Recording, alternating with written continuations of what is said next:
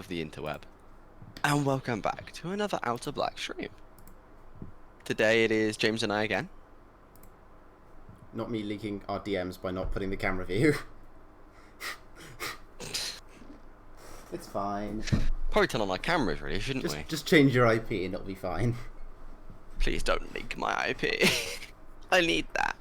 I'm gonna go camera off just for a sec because I've recently had a haircut. I've got the fresh trim, as they call it. You know how it is. I don't believe in trimming. Look at me. It's perfect hair. True. I'd like to think that in real life I look like a Cyndaquil, so I'm just gonna stick with this for a bit. I could always get a hat. Should I go grab a hat so I can feel? Go grab a hat. I'll be back in just a sec. Go grab the Fluff and Fumble merch hat that might exist in the future. That's right, ladies and gentlemen. That might exist somewhere in the future. Possibly. Anyway, today the plan is, as we're still missing our third, which is deeply painful, and we really hope that they come back to us soon. Darling Nessie, please return. We are going to do a character creation stream for the Outer Black. So, James is creating his character today, a direct descendant of Kayla Puff. If you go and see the... Oh, of course you actually went for the Ash Ketchum. What can I say? That's actually beautiful. Anyway, as I was saying, James is going to be playing a direct descendant of Kayla Puff from our first Outer Black stream. I believe you're aiming for a Mud Ganassi, right? Yeah. So we're gonna... Easy boy. And during the character creation, I'm going to talk more about the world of the Outer Black, what there is in the Outer Black. Well, I mean, not what there is in the Outer Black, but what there is in the world, what's going on, and how things are. And also, how the events of Caleb's sacrifice actually informed pretty much the rest of the world. Shall we dive right into it? Let's. Heck yeah. So, yeah, you've got the character creation up there, haven't you? Yeah. So, first things first, let's get your race stuff up, shall we? Yes. So I'm... Where is it? I've got the book somewhere. Hold on. Should really have gotten out all of this before. We really should have prepared more. But we don't. And that's the charm of Fluff. Is it Volos? Ganassi, well, the normal Ganassi I think are Volos. No, hang on. Are they? I hope they are. I don't think they're Volos anyway. Are they in Sword Coast? Where are the Ganassi from?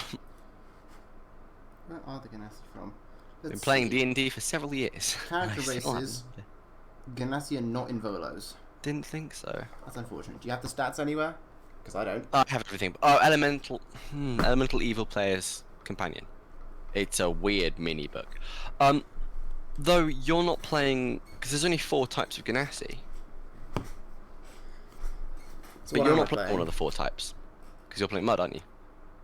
Yeah. So this is step 1 of my beautiful change in the world, because for reasons that the players will eventually find out, not only are they not humans, but after the event of the Ark collapse, which is what the the big term is for the event that happened that you played through, the world went from having 4 Ganassi to having I need to now add 1, 2, 3, 4, 5, 6, 7, 8, 16 Ganassi.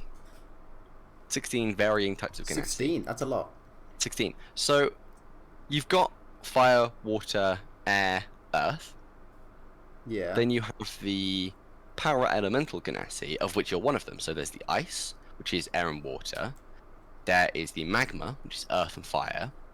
There is the mud, or the... Well, technically it's ooze Ganassi, but everyone calls them mud because everyone's racist. Which are water and earth. And there are the smoke Ganassi, which are... Air and fire? I think air and fire. Surely. What else would it be? I'm trying to remember the ring of the element. You've seen, the outer elements, don't you? Probably, yeah. The ring. That's in PHP, isn't it? Yeah. It might actually be worth having a look at it, because it's a rough explanation. That only makes 8, though. Are there more? Oh, there's also you know of the positive and negative planes, don't you? Yes. Only very recently. 4 I only read that section of the book very recently. How long have you been playing 5th edition again? Yeah, but how long have I been playing official lore? You know, True. Everything has just been exclusively homebrew. Yeah, you're right. It's fire and air, by the way. Where even is it? Page 303. So just after all the creatures. Oh, right at the back. Yeah, well at the back. It's horrible. Oh, there it is. So that's not a brilliant representation. Oh, I'll pop it on stream here for me. Oh, there we go. We both got it. Oh. We're both massive nerds. So that doesn't show it brilliantly because it almost shows it as if it's a compass. It's the multiverse, so it's a bit of a mess. But there's also positive and negative power elemental planes, which, off the top of my head, I can't do. So don't expect me to do them. But the positive and negative quasi-elemental Ganassi, as I've called them, this is sort of partially homebrew I stole from a Reddit user r/w no it's r/u/rwm Nice. 2406. That took too long. I changed some of these around because I need to balance them a bit better. So the positive quasi-elemental Ganassi are lightning, so it's the plane of lightning, so I think that's air and radiant. There's radiance, which I think are fire and fire and positivity, air and positivity. Steam and mineral. Ganassi are weird. Yeah. And then the negative ones: ash, dust, salt, and vacuum. Quick question though. So long as it's not a plot point. Mhm. Could you take the in-betweeny ones, like the mud and the other ones, smoke and such, and also make negative forms of them, or positive and negative versions of that, or can you only do it with the main 4 types? You can only do it with the main 4 types, but it's not like Pokemon or rock paper scissors. These kind of happen accidentally. So the first 4 obviously are kind of obvious. The second 4 are more common mixes, but still like quite rare to have a mix. The other types, positive and negative, are a lot harder to get, and it doesn't determine like their alignment or anything. It's somewhat random. Somewhat being a bit of a lore point. Hint, yeah. Okay, so we're just starting to get into lore. I won't push it too much further then. You can ask questions. I'm just probably have to be very abstract about some of the answers. So what did I have? I have a little snippet of the Ooze Ganassi for you, if you would like to hear all about what you're going to be facing in the world. Sure. As one might guess, most Ooze Ganassi, also known as mud, have a hard time getting respect from the rest of the multiverse. While the other inner planes have something going for them, from the burning majesty of the plane of fire to the immeasurable wealth of the plane of earth, there's nothing particularly inspiring about Ooze. Bit savage. Ooze Ganassi get this repeatedly dumped on their heads from the moment they step off their native planes.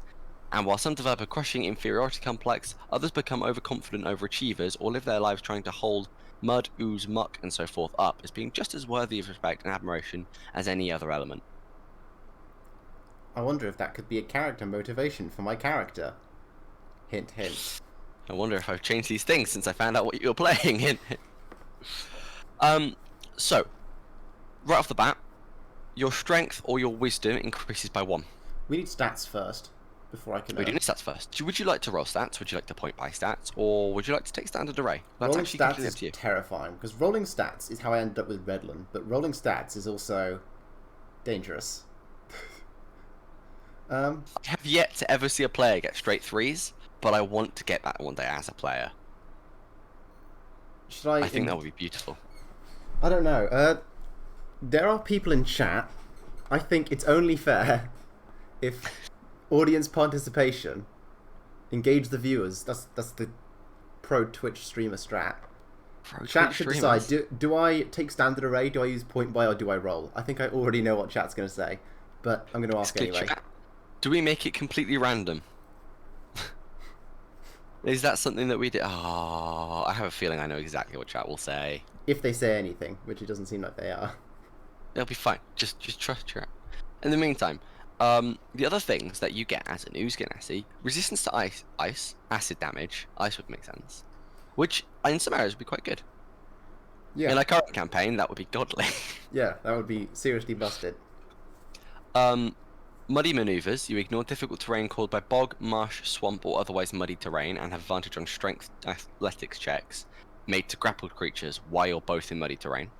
That's really, really good in specific scenarios. Very specific scenarios. And then you have mud magic.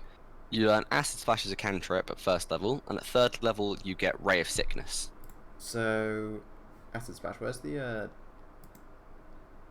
big list of all the spells? Can I just do I just Go into search? the little book.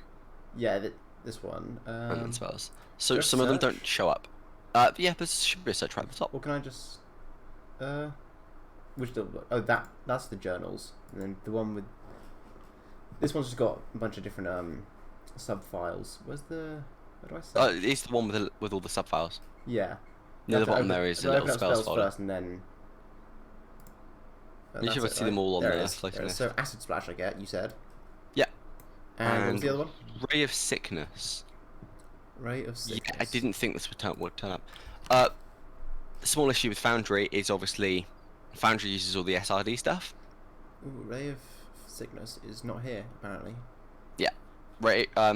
Foundry uses SRD, which is the 5th edition stuff that's free that you can access free online. So a place like D&D Beyond. There's a lot of spells that don't exist in SRD. Namely things that are named, so Tensor's floating disc, Eshwad's. No, Eshwad was 4th edition. Ignore that. But you know the name ones. Tasha's Hideous Laughter. Some of them are renamed, but you can always just find it on something like 5e Tools and type it in. Ray of sickness. School, whatever. I will have a. What level is Ray of sickness? Is it cantrip? 2nd level. Second. Ooh, second level. That's Yeah, you really get free good second level. as a racial ability. That's actually really The good. Ganassi are awesome. Ganassi all have spellcasting abilities. Evocation, yeah? Evocation? I think it is. Tell you what, let me get it up for you. Yeah, just pull It'll it up. ask And to look just read out all the stuff. That's what it is, so I can get it accurate. Because otherwise, it's going to end up being like Thunderous Smite on my other character, where I just don't enter any of the details, and it's just called New Spell, and I just remember that it's Thunderous Smite. Second level once. Chat don't seem to want to play nice. Chat aren't giving any suggestions. Chat are mean. Ray of Sickness is technically a first level spell, but you cast it at 2nd level. Alright. So what I would do is I put 2nd level. You do 3d poison damage. Is that as a long rest ability or something? Yeah, once per long rest. Okay. So components. Just what are the components? You don't need to use components. Fair enough. There's also actually no component to it. Well, no, there's VS. Sorry.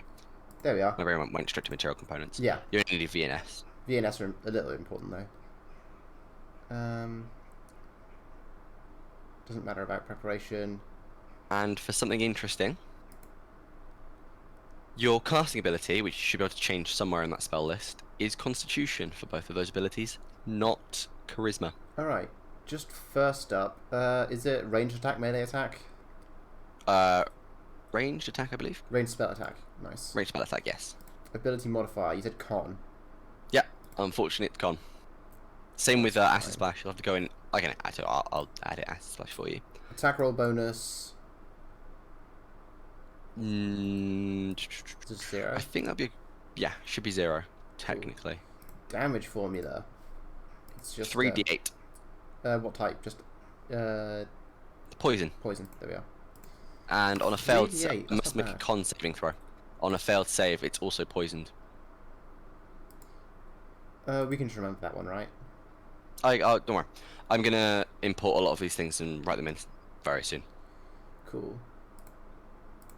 There's a lot of different. The great thing about Foundry is there's a load of different modules to put in. That's all there is for that. The difficult thing about Foundry is there's a lot of modules to put in. I'll just edit Acid Splash and just change that to. Where it says casting type, you should be able to change it from default to Constitution. Default to con. Because obviously, as a sorcerer, your casting ability is actually Charisma. Yeah. So I quite like it because it changes, what you might want to do. And it gives you a little bit more time to throw spells before you're completely useless for a while. One other thing, and this is going to annoy you greatly, and I've done it partially because I know it annoys you greatly. Go on. I'm taking a step. I'm taking a tip from, I think Colville said this at some point. This has been said by quite a lot of DMs. We're not starting with gold. We're starting with a currency slightly below gold. So it's gonna be 100, 100, 100, 100 like normal. It's not normally 100, 100. Normally it's 10, 10. No, it's not. But So like normal. Normally 10, 10? Yeah, it's normally 10 each step except for Electrum. Because Electrum's weird. You sure? I'm pretty My sure on DM's that. I thought it 10 was copper 100, to a 100. silver. 10 copper to a silver, 10 silver to a gold. I'm sure of it. Is my brain exploding? Yeah, no, of course, sorry, I'm being stupid there because it's 100 copper to a gold, but I'm thinking. Yeah. Well, I'm gonna probably upset you even more then by saying it's 100 copper. No, it's 10 copper to a silver. Yeah. Ready? Oh, this is gonna suck, isn't it? It's gonna be like old British currency. No. But I'm having Electrum. I'm having Electrum pieces. Okay, I'm fine with that. It's 10 silver to an Electrum, 100 Electrum to a gold, 100 gold to a platinum. Oh, so it's even distribution. Yeah. The reason I'm doing this for chat, especially for new DMs, is depending on like how heroic you play the campaigns, obviously how much gold you give after quests and whatnot. After a while, gold is entirely pointless. Your players will go, I would like a magic item, and then they go into their reserves of 10,000 platinum, and money means nothing. Whereas if I sit here and go, right, everything in the PHB now costs the same amount of money, but in Electrum, and then I step up how much gold and platinum is, I have a whole other end of the bartering system to use. So, you know, getting a platinum piece actually means stupid amounts of money this time, like it's meant to me. Yeah. Unless you're Ness, in which case you give your players not all that much gold, but then you just destroy the paladin's armor every single encounter, so you have to buy a new set of armor every single session. No gold for you. I'll give you just enough for armor that's slightly worse than what you have, and then get your armor destroyed because you're going to get mugged by 8 oozes. Oozes are horrible. They scare me. And the only time you get magic armor, you can't even pick it up because your party members are dying in the next room. Oh, that's a story we need to tell at some point. The story of Redlin and his armor that he can only look at. It's a fun situation where you have one absolute powerhouse of a high-rolled stats, fairly power-built paladin, and then 2 really weak characters in a party together. And I think that's quite unfair to Chesty. Chestovsky's a really strong character. But like the Chestovsky balancing, just doesn't use all of his abilities. the balancing of encounters when you've got a beginner player, a player who's playing whatever your character is, a monk wizard multiclass, i.e. monk a wizard mess. multi-class, and then a busted paladin. It's like, how do you balance the encounters for that? And the answer is you make every enemy an ooze. I'm not gonna lie. I'm pretty sure make every enemy an ooze was the starting point for the campaign before we had characters, which if anything is more scary. I mean, it's a happy coincidence. Otherwise, I might have killed the campaign with my character. Oh, I'm trying to find the bit that explains the original Electrum price, because that one's horrible. Isn't it like 7 Electrum to a gold or something? It's 5, I think, which is really Five- weird. I It's thought either it was 5 like- or 2. I thought it was awkward like that. It's either 5 or 2.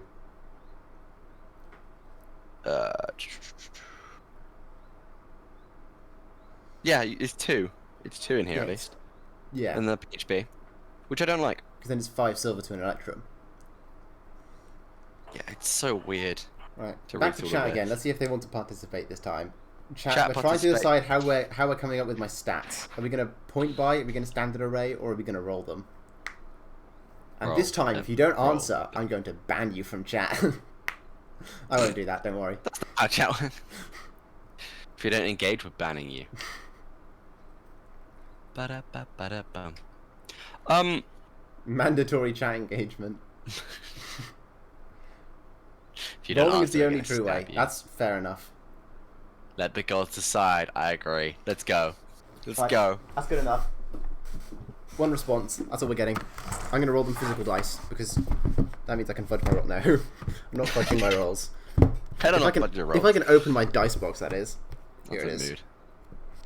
mood. one of my favorite ideas that Ness had recently for a campaign is you roll 60-20 and those are your ability scores. Yeah, that's horrible. I heard that. Yeah, that's not fun. I want to try that so bad. I'm actually not going to show my 2d12. dice box because it's covered in like random fluff and dog hair and it's kind of grim. So Beautiful. you are just going to have to trust me on these. Don't worry, I won't fake my stats. I'm going to show off my my dice that I'm using though. The 4d6 that I'm going to use. These are they. They are so pretty. If I can angle my camera even remotely well. I should Dice probably move my is camera so to the other side because that's where Discord is. So that's where I look.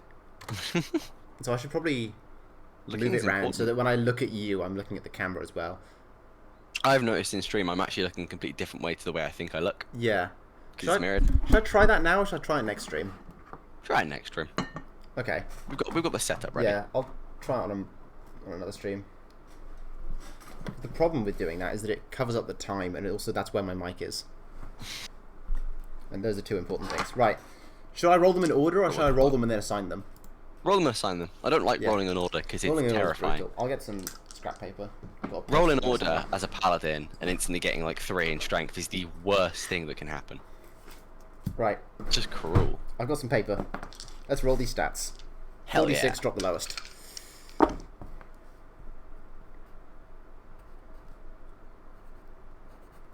Seven. What do you mean 7? Was it a 7? It's not 7, it's 11. Oh. First one. Da, da, da. That's that's a 1, 2 6s, and a 2. On the topic of 2 6s, you should all go sub to my Minecraft channel called 2 6s. No advertising on my stream.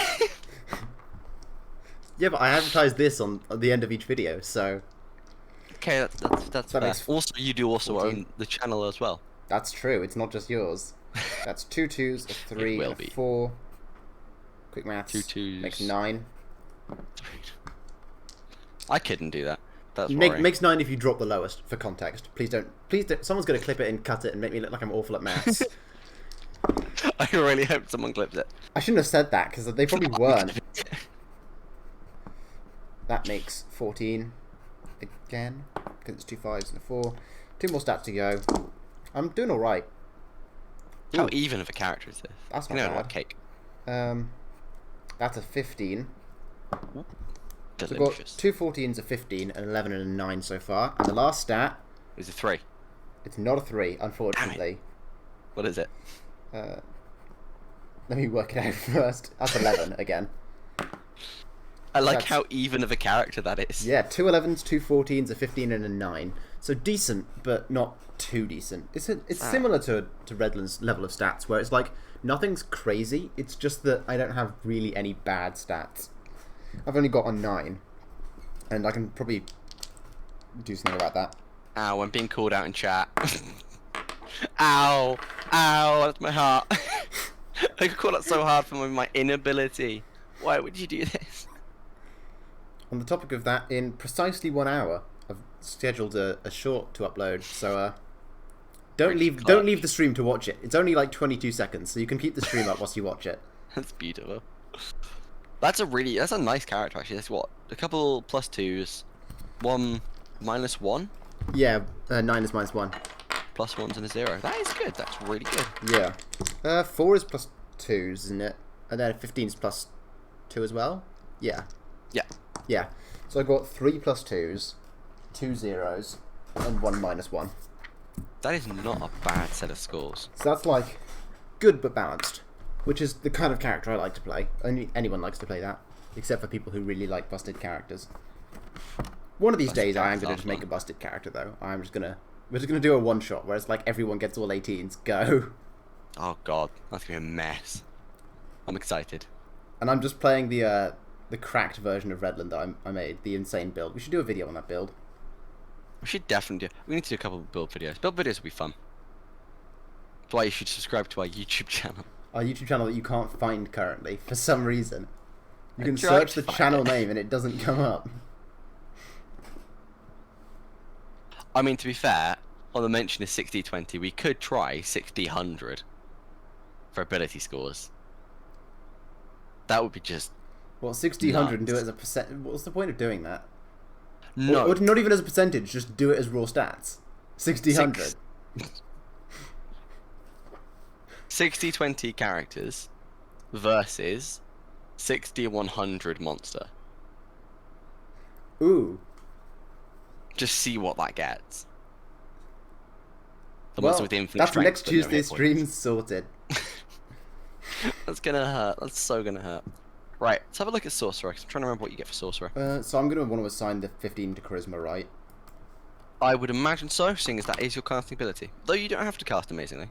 I'm going to dump Dex again, because I always dump Dex, and, you know. I'll No, make a small point here. Lore-wise, it doesn't make sense for me to dump Dex. It doesn't. Definitely doesn't. But also, small note, you get either 1 in strength or 1 in wisdom. That's something to keep in note. And can you send me the stat block for this so I can look at it? Of course you can. I'll try not to leak our DMs. Actually, I'm probably not going to be able to open it without leaking our DMs again. I'm trying to think, is there any way I could just send it directly to you? But no, I can't. Don't leak our DMs. I don't remember what I've sent you recently. There's no way that I can find it without leaking our DMs. Unless you spam our DMs with something, and then... Yeah. I've just deleted my IP from your DM. Good. That feels like a very wise move. Don't leak. We're not leaking swap the it back DMs. to cameras. There we are.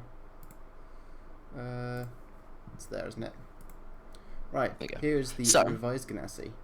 Ganassi are interesting because obviously you get Constitution of 2, and then Ooze gives you a Strength or Wisdom of 1. Well, +1, not just of 1. So I get +2 to what was it, Con? Yeah. I think it'd be fun if I put a good stat in Con anyway. If I put a 14 in Con, and just build a bulky wizard. Not wizard, sorcerer. Bulky sorcerer. Well, see, that is going to help you because you don't get armor. I'm going to chuck 16 then in Con. Oops. Welcome to Sorcerer, where if you get hit, you're not happy at all. So I've used up a 15 and a 14. I've got a 9 and 2 11s and a 14 left to go. What do I get +1 to? +1 to either... Wisdom or Strength. Wisdom or Strength. I'll put the 9 in Strength and then take the +1 to get Cool. 10. So +0. And Don't forget, you get advantage to grapple people if you're both in mud. That's true, which means I don't really need that good strength if we're both in mud, because I get advantage. And if you're going to grapple as a sorcerer. Yeah. Well, you know, if I were in mud, I would grapple as a sorcerer, just to take advantage of the opportunity. Hey, was it this campaign where the original character idea was for us to all play goblins? Yeah. Do you tell chat about that? We had roles assigned. We were going to play a team of 3 goblins. Actually, no, there were going to be 4 of us, and we didn't tell the 4th player we were all going to be goblins. We were going to be 3 goblins and just some other character. And I think we were it was going to have 3 like goblins and enough Ganassi. yeah, we were going to have like connected nicknames, and it was going to be like Oh, God. like a grappling based fighter goblin, a sorcerer goblin, and like a artificer goblin. Was it? No, it was Was it a warlock? Yeah. It Yeah, was warlock. no. It was Druid of the Spores. Druid of the Spores. Oh yeah. A Titan Soul Sorcerer, which is from MCDM's magazine, I think Acadia, which is a sorcerer that can get really big and get a load of strength for like a few turns. It was that. And you, who was just going to pin them down. Yeah, I was going as to be a the grappling based fighter, Druids. and I was just going to power build towards grappling. I don't know how well goblins would do with the grapple build, I'll and that's what I go want to see. 11 to Dex, 11 to Wisdom. Apparently, no And one I'll else can go- get armor of Agathis. Wait, except for do I want warlocks. Wisdom or in? Wizard in. As a sorcerer. I don't play sorcerer. I don't know what's Doesn't matter with a sorcerer mechanically. So it's more about whether or not your character will be very, very smart or street smart. I'll go 14 Wisdom and 11 in int then. Actually, I'll go both 11 and I'll chuck the 14 into Dex. The I think it makes reason sense I for would my definitely character. say that's a good idea is spells with dex saves. True. That's what you can want to save on more than anything. Well, I just think as based sorcerer. on who my character is gonna be. Sure. I like the idea that you have no intelligence because you've not got formal wizard training, and you're not very wise because you just don't think about your actions. That's why Cake's wisdom is so low. They don't Also, think about what they do before a they do message it. to chat: semi-viable is an understatement. Characters who are power built around one gimmick are more viable than you would think they are.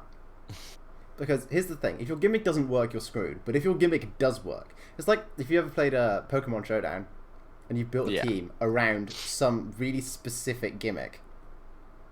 It's like, sure, half the time it won't work, but when it does, Oh boy, I've seen some horrible gimmicks on Pokemon Showdown. you know, the player just specifically grappling people in mud. In fact, to do with terrain, I also had a plan for a character for this, which I didn't end up using, which was going to be like a terrain-based caster, who would I was going to be a water genasi, and I was going to use create destroy water to just flood rooms. I remember that. And then fight people underwater without the disadvantage. Your other thing was make them a pirate, wasn't it? Yeah, Just I also had the idea of ships. I might still use that if I ever run a one shot. The bad guy is going to be that. Which is That's the idea of terrifying. like a pirate caster who just drowns people by flooding ships. I'm so excited to play the sorcerer that also has create destroy water. So there's just a stream of water going from one ship and being deleted at the other end. No, thank you. Yeah, I mean, Oh, it'd be people so always forget fun. about the destroy part of create destroy water. Are we going to rule that you can't use that on people? Yes, obviously. Good. I'm not allowing you to fill people's lungs with water. I'm more meant the destroy bit, just dry them out. If I remember correctly, technically, Raisin. rules is written. You cannot do that anyway. I'm pretty sure it says target you a not? body of water. A body of water. So technically, that spell on a water elemental basically insta kills. That is something that it does. I know mean, that. don't the we got the anti-water pellets in our other campaign, whatever they're called. Oh, the Dust of Dust of dryness. Dryness. Dust of dryness. That does just do mass necrotic damage to water elementals. It's like 20d8 or something. Oh, Shimon, don't feel. Yeah, quick message to Washermon in chat. That is actually a crime. You can go to prison if you do that. We don't condone There are crime people on who our do stream. that. It is called drowning. It is not legal. I always forget create food and water as a spell. Did you mean Goodberry? No, there's Goodberry and create food and water. Which at that point, when you have high level wizards and druids in a world, why is world hunger a thing?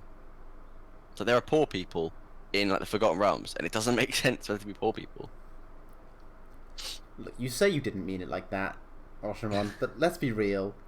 You did know the context. I said fill a person's lungs with water. We were talking about doing it to kill somebody in a game, which Oh god. we were talking about drowning a person by using magic in a game. Don't worry. Playing D&D to Twitch is terrifying. Oh dear. Just have to end every single turn of combat with in a game. How convenient this is all in a game. So is that everything for race done? Should be. Don't you Should be get, anything do you else? get proficiencies? Muddy maneuvers. I'll write that in at some point. Acid resistance. There's your speed. There's language. You get common and primordial. Language. Common and primordial. Where is language? Is it under So- features? Yeah, it's under Ganassi traits at the top. Because Ganassi get a thing. Oh, I mean in and then it's in Foundry, do I traits stick it type under thing. passive abilities? Oh Or do I no, stick it's it- is it biography? I think Where it's is in it? It's not front in page, biography. isn't it? Front page attributes. Oh, there it Attributes, is. and Yeah, then- languages. yeah. So, you can have primordial, but as an Ooze Ganassi, you're likely to either have Terran or Aquan, which are like smaller variants of primordial. Because obviously you're a mix of. Is that instead of primordial? It's a weird sort of instead of, in the same way that like. How do I describe this? You know how you have some languages where, It's a dialect. like, yeah, it's kind of like a dialect. So there's certain words you probably wouldn't quite get if you were talking to like, is it Ignian? Yeah, Ignan. If someone's talking to you in Ignan, there's bits you wouldn't understand.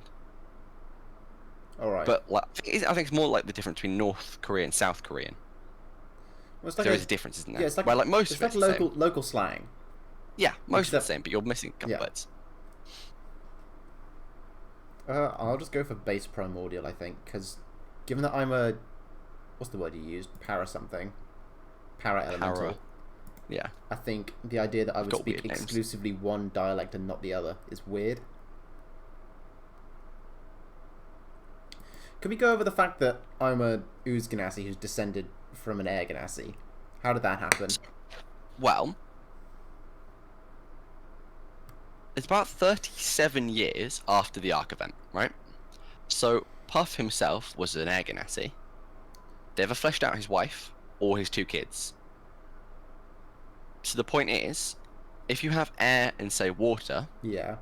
you've got a 50-50 chance before the Ark event of there being a water, because it's kind of like All right. it's like the monk with his peas. All right. What was his Except name? then it changes. Yeah, and then after the Ark event, for an inexplicable reason, para-elemental, positive quasi-elemental, and negative quasi-elemental started showing up. And it all went a bit weird. And that's how when it you works. happened. So, Cool. likely one of the kids was a water or earth. Yeah, I think forget. water is what I decided when I was thinking about it. But It was 2 suns. So one of the suns Yeah. was water. Was the other sun air or also water? Because that's your Um, call. let's go one of each. Mix it up. Mhm. Create some fun dynamics. I'm sure there was absolutely no problems with this afterwards, with the various levels of racial discrimination with the the 2 different subset Ganassi kids in the same Go- family.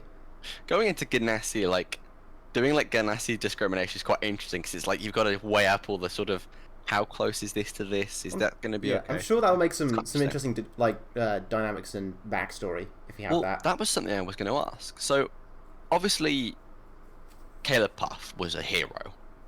And though there wasn't like huge amounts of money or anything from the army, you know, there's a tiny amount of compensation. That would have been split between the 2 kids. I need you to flesh out not only what your own father did, but what your uncle did. Ooh. Because it might be that they both rose to do very good things, military or industry. It might be that your uncle did better and your father did worse, Yeah, or I your think father odds did are better. that the Uncle Air Ganassi probably also joined the guard, I would think. Yeah. Went down that path. How about your father? I'm not sure what the Water Ganassi did. I don't know. I'll think about that. Your father might have been in industry. Like, if you wanted to be a hero, he might have assisted in the large scale Magidustrial. How do you say Magitech? Industrial. Magitechnological? Magitech. That's genius. Magitechnological revolution. That's smart. I'm not smart. I'm a D. I instantly went up 5 IQ points just by saying the word Magitechnological. I was like, Permanent why are plus you one to still talking intelligence. about drowning people? Please. Oh, There's something wrong with you. this. I hadn't been looking at chat. What is wrong with you people? Oh my god. We could get banned from Twitch. No, it's fine. It's fine. They're all going to get banned. We're good. Oh, thank god. I do like that that's our chat. Thanks, chat. Thanks for joining us on this beautiful exploration of whether or not you can drown Because someone I'm with a magical half spell. water Ganassi. Can I breathe underwater? Is that a thing? Unfortunately not. If you're a full water That's Ganassi, you whack. could. Ganassi get a load of different I've abilities, been and it's scammed. really weird. But I do have advantage to grapple in mud, so we're all good. Do. That's the important bit. Thank you Thank you very for adding much in a game. Thank you. We don't want to get banned. Yeah, no, so the point of Layman's Belt, which is basically the collection of settlements that appeared on the massive fragments of what used to be the moon, is they're very beautifully diverse. Because you have all kinds of colours of Ganassi doing all sorts of different things. So like Caleb Puff, some of them can levitate. So you've got some people just, dragging themselves along the sides of buildings to hover over the rest of the foot traffic. You've got some people who can merge themselves with stone. You've got people who are massive appraisals.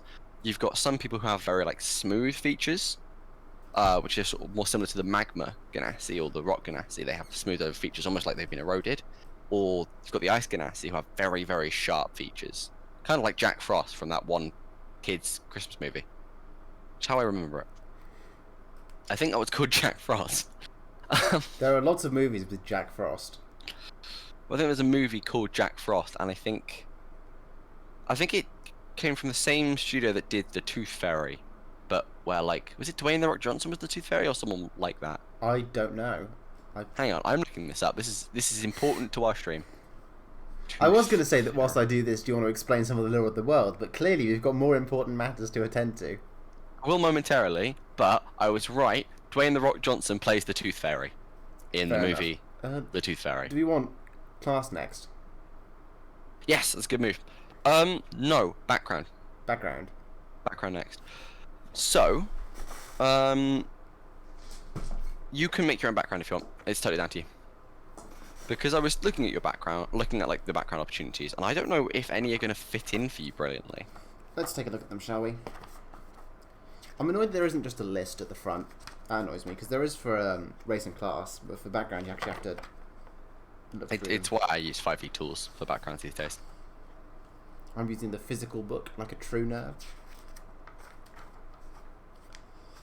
Oh, Shimon, what does he-ho mean?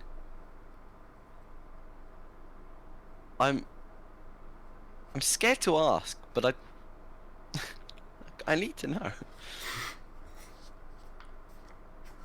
That's why Sage might work, by the way. I might go Urchin, because the idea I was thinking for my character is, I think his dad didn't do especially well off of the whole discrimination thing, and being literally made of mud and grime, and being called grime, is not very good for your reputation. I feel like my character's a little bit of a dropout, a little bit of a failure.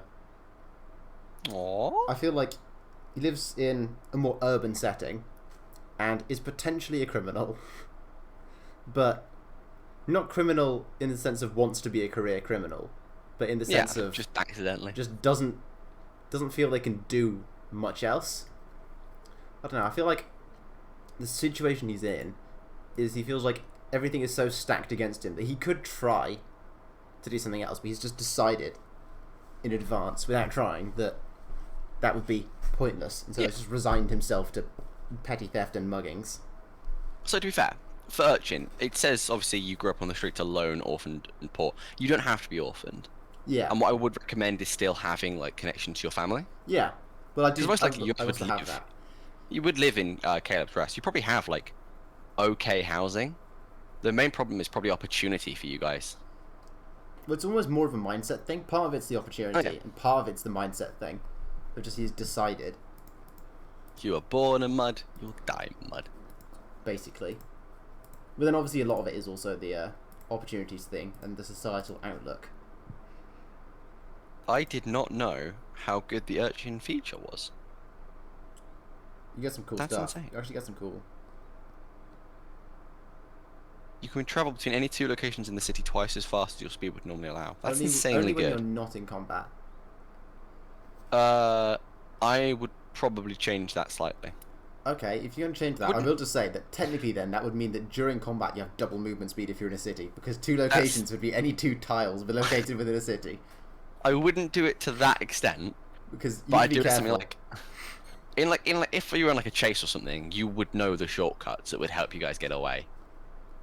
That sort of thing, because that makes sense, doesn't it? I mean, there's an Oliver That works. twist. Just be You careful just to knew how to get specify out. that rather than just saying you can move between 2 points in a city at double your normal speed. And I'll just say, alright, these 2 bits of the map are 2 bits in a city and I can move at double speed. And this is why 5e's natural language doesn't always work as well. Yeah. Sometimes, no. So what do we get? Skill proficiencies. Sleight of hand. Stealth. Stealth. Sneaky boyo. And that's kind of why I Racial put the skill stuff into proficiencies. Dex, so that I can actually have like... That's a good call. That's definitely a good call. Oh, wait, I'm level 0, so I don't actually have a proficiency bonus. We'll level Well, you I do. up in a second. I have +1 apparently. Apparently level 0 has +1 proficiency bonus. That's true actually, because all level 0 or CR0 things still get a +1. It's a weird thing to think about. Tool proficiencies, disguise kit and thieves tools. Should I bother writing those down?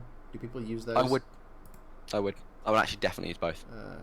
Disguise kit, thieves tools. Disguise kits are actually really good. People always overlook that, but with a decent roll with a disguise kit, you Yeah, I need basically to click do the update disguise button. self. Oh, there's an update button that I need to click, so I haven't done languages either. Whoops. Because you need to press update instead of just closing it. Tools. Disguise thieves. Wow, one of the flaws for Urchin is just I'd rather kill someone in their sleep than fight fair. Oh, please. I mean, Please don't play evil. I mean, it depends what you mean by evil, you know? Should we do equipment now, or did you have plans for equipment and how we're going to go about that? I have different plans for equipment, so I would leave I equipment will for not now. bother then. What I'm going to be doing is basically giving you guys a big equipment list later on with adjusted prices, because the world you're in, and funnily enough, the world of the Outer Black, because it's in this major technological revolution, things on offer aren't just, the normal swords and stuff. There are, firearms, very experimental firearms, but the whole point is they're a firearm, so you could have like a 6-shot revolver as a sorcerer. Which is the reason why I said don't drop decks. There might be things that you would like. Yeah. And there's a couple other things that I'm doing with. I don't know if you've never read the Arms and Equipment Handbook, have you? No. So third edition did this beautiful book called the Arms and Equipment Handbook that added loads of really cool stuff. Things like new weapons, obviously. Yeah. So double like trisection maces. It added the trident when the trident wasn't in. Chakrams, things like that. All But right. it also added armor types. Because technically, if you want to spend time training armor, I will allow you to get proficiency in things like light and heavy armor, if you wanted to spend time training. But there's also different armor types in that, some of which I'm integrating. Mainly because that makes sense, because Ness may play a druid, and druids can't wear anything made of metal. Yeah. And in the DM's, the PHP and actually in the DM's guide, it says nothing about that. It just says druids can't ever wear metal. Nothing about what if they do, or... Yeah, it's like there are druids who get If we're in a proficiency in Magitech heavy armor. revolution, could there not be carbon fiber gear that you could get? Or something like There's that? not- Or like There's not quite carbon fiber. metal substitutes? Yeah, something quite similar. There's basically like normal average traveler's clothing that can still provide armor buffs. Because in my brain that makes a lot of sense. So obviously there's not carbon fiber, because carbon fiber is fairly recent, isn't it? Yeah, but also this is Something a similar, magical D&D world. Hmm. You can have I was talking about fantasy metal. carbon fiber. There's something kind of similar at the moment. For druid-based metal. It's weird. Oshimon fills their lungs with water. That's what happens to them. I'm actually going to read the bit from the PHP that says about it. I need to find it. Because it's the weirdest thing I've ever really read. And I know it comes from 3rd edition, where there were chances to wear other things other than metal. It's such a weird thing to specify. They can't wear stuff made of metal. Well, how much metal does something have to have on it to be made of metal? Is it stuff primarily made of metal, or is it any metal at all? Can they wear belts? It says something... Can they wear bracelets? All it says is, under proficiencies, armor, it says light armor, medium armor, and shields. Brackets, druids will not wear armor or use shields made of metal. That's it. That's not cannot, that's will not. That's not cannot. But that's a weird imposement to make when there's nothing for like a non-metal shield. There's nothing for non-metal armor other than leather. Additionally, That's just a weird restriction. The fact that it's just a sweeping general statement about all druids. Yeah. Like, for everything else, it's like, what your character does, specifically within the confines of their class, is up to you. You know, how they follow their god, how they do this, that, the other, is fine if they're a paladin or a cleric. If you're a druid, the way that this manifests is that you don't wear metal. This is just how it is. Like, surely they should allow that to be up to player discretion. Like, if you want to be super naturey, you can have your character not wear metal, but you could play druid differently. Well, not just that. If they're going to say something like that, give them an option. You know, like bone mold from Skyrim, Yeah. and like chitin armors. Just add that. But Just say even just you saying can have chitin and it does something slightly different, rather than just going no metal, go away. even just saying like some druids will not wear metal armor. Also, yeah, good point in chat. What counts as wearing? Back to the how much metal does it need? Also, what counts as wearing it? Does standing inside of a metal hoop count? How small does the metal hoop have to be for it to count as you wearing it? From a mechanical point of view, it's obvious. It's if you have equipped armor. From an RP point of view, does that mean they can't wear like rings and necklaces and stuff? Well, belts have metal on them. Like, how much metal does it need to be to like? How much metal does it have to have in order to count as being a piece of metal equipment? Moreover, if you want to be, if you want to sit there and go, I want to be in tune with nature, why aren't you wearing metal? Why are you wearing pelts of animals? True. So they have no qualms about wearing leather. You can't play a vegan druid, but you can play a metal-phobic druid. No, you have to play a metalophobic You druid. have Remember, to. it's druids No will rules. do this, and also like I had something else I was gonna say. Yeah. Can they put an What if airship? Probably if there's no metal in it. Like if you'd they're gonna have tied to it for this together campaign, with aren't they? Oh, it's not just airships, it's Yeah. entire ships. But also like thieves' tools, right? They're made of metal. That's metal equipment. Do they have to have No, like bone That's the weirdest thieves' thing. tools? They can have like scimitars, sickles, spears, daggers, As long as they're not metal. javelins, maces, which all have metal in them. And they can use those. There's nothing against weapons, but No they weapons, can't it's just defend armor. themselves with metal. It's just armor. Yeah. Just Maybe- armor and a shield as well. They're not maybe actually they're just a like- metal shield. They're like witches and fae in folklore, and it's like if they touch iron, they just immediately start dying. No, because that's a thing that used to be in, I think, AD&D Second Edition, is some classes couldn't touch cold iron, which was a specific property you could give weapons. So like, you know how you can silver weapons? Yeah. You could also add cold iron to do more damage against Fae rather than against the undead. Yeah. So it's not that, because if it was, it would specify cold iron. It's weird. You're just not allowed to wear metal if you're a druid. I don't understand it. Anyway, If your druid wears metal, then Gary Gygax comes to your house and arrests you. The TVA come after you. That's what happens. Bad druid. I also don't get it because there are some druids who can turn to elementals, specifically into earth elementals. No, let's just stop this. I feel like this rabbit hole just doesn't end. I feel like we should go on to doing my class features and making my sorcerer. This is why I often say we need a D&D podcast. Sorcerer. With Foundry, you can go into classes and just drag Sorcerer 3 times into your features list. Yes. Sorry, I'm changing it to level 3. Can the druid transform into a bear and wear metallic bear armor? We're not carrying on this conversation. You can keep talking about it in chat, but if we keep going, something's We gonna should do a break. separate stream just for discussing the logistics of druids may or may not wearing armor or whatever. The extent of metal things a druid can wear. Can a druid wear like a boxing No, glove made stop. of metal? That's called a gauntlet, by the way. No. Specifically, if it's designed like knuckle dusters. Oh, like for mittens. example. Like Yeah, if it's specifically a like weapon, mittens. but it's a wearable weapon, what is it? Because then the difference between gauntlets and these would be like the individual fingers. I don't know. We're not. Fingerless gauntlets. Fingerless plate gauntlets. I don't mean want to like see fingerless. I mean like mittens. Because you said Oh, like a God. boxing glove, and my thought is just, Yeah. you know, instead of having separate fingers, you just right sorcerer 3 Sorry, times. just having little. Cool. Okay, yeah. Do you want to add these items to your character sheet? Yes, I would like to have my sorcerer's origins and spellcasting. They seem important. That is a good plan. Although you can't add your sorcerer's origin, but it will be in there at a later date. Right, I've got my things. I've got my font of magic. I've got my. Apparently, I've already used up one of the usages. Anyway, I've got. Oh no, it meta just magic. comes in not used.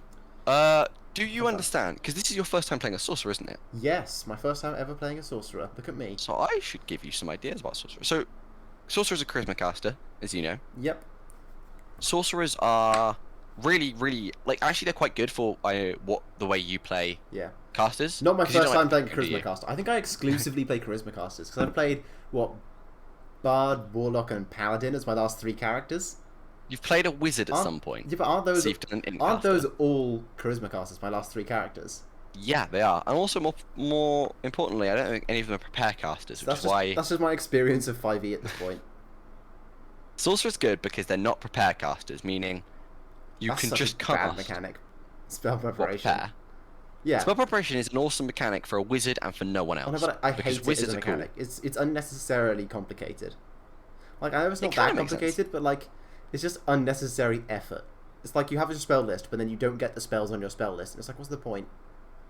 The main reason is to counteract the fact that wizards can learn every single spell on their spell list. Like, there's no limit to Yeah. how many spells they get to learn, whereas to every other class there is a limit. I can see messages in chat appearing about multi-classing as a druid. I'm not a big fan of where this is going. I feel like this is going to go into paladin, druid, multi-classes, and the logistics of wearing metal. For anyone just it's a joining us, boy, please it's don't metal. scroll up in chat. It's such a mess. Yeah, so sorcerers aren't prepared casters. They don't get huge amounts of spells. Tashers, I believe. Quick tangent. I just got an email notification that we went live. I really hope we've been live for longer than No, but just... it's just because the email notifications take forever. Thank God. I keep getting them after people end stream and it sucks. But I got one for us, which is always fun. Like, thanks That's for awesome, notifying also me that slightly I'm weird. live. I am live. Right, back to I've got sorcerers. We Tashers. keep sidetracking and... So I'm trying to remember if you can swap out at any point your spells. Because I actually don't know. Yeah, when you gain a level in this class, you choose one of the sorcerer spells you know and replace it with another spell. So you can swap out spells if you don't like them. I'm going to choose some spells. Should we choose spells, or should we do other things first? I'm going to talk through a little bit of sorcerer for you. Let's look at the specifically ooze sorcerer. There we are. Have you got the PDF open? Yeah, Perfect. I've got... Yeah. This is from the... I think it's the Guide to Ooze book on the DM's Guild. I will link it in the VOD description, because this is a fantastic book that... I don't know who it's written by, annoyingly, not off the top of my head. And it's all about oozes, so it adds an ooze race, 5 ooze subclasses, and a lot of ooze spells, and a lot of oozes. Ooze. A couple. It's a no longer couple of sounding which- like a word. It's just... A couple of which I've been informed we have faced at one point, James. And I think the radiation one is one of the ones we fought. Yeah. And worryingly, I know there are more coming up in the stream. What, in the stream? This is our home campaign. In our non-stream campaign. We have a beautiful little home campaign. If So we get if you 10,000 scroll down- followers by the end of the week, we'll start streaming that one. Make it happen, people. You know you want to see it. You don't want to see Cake. Cake is completely useless in combat.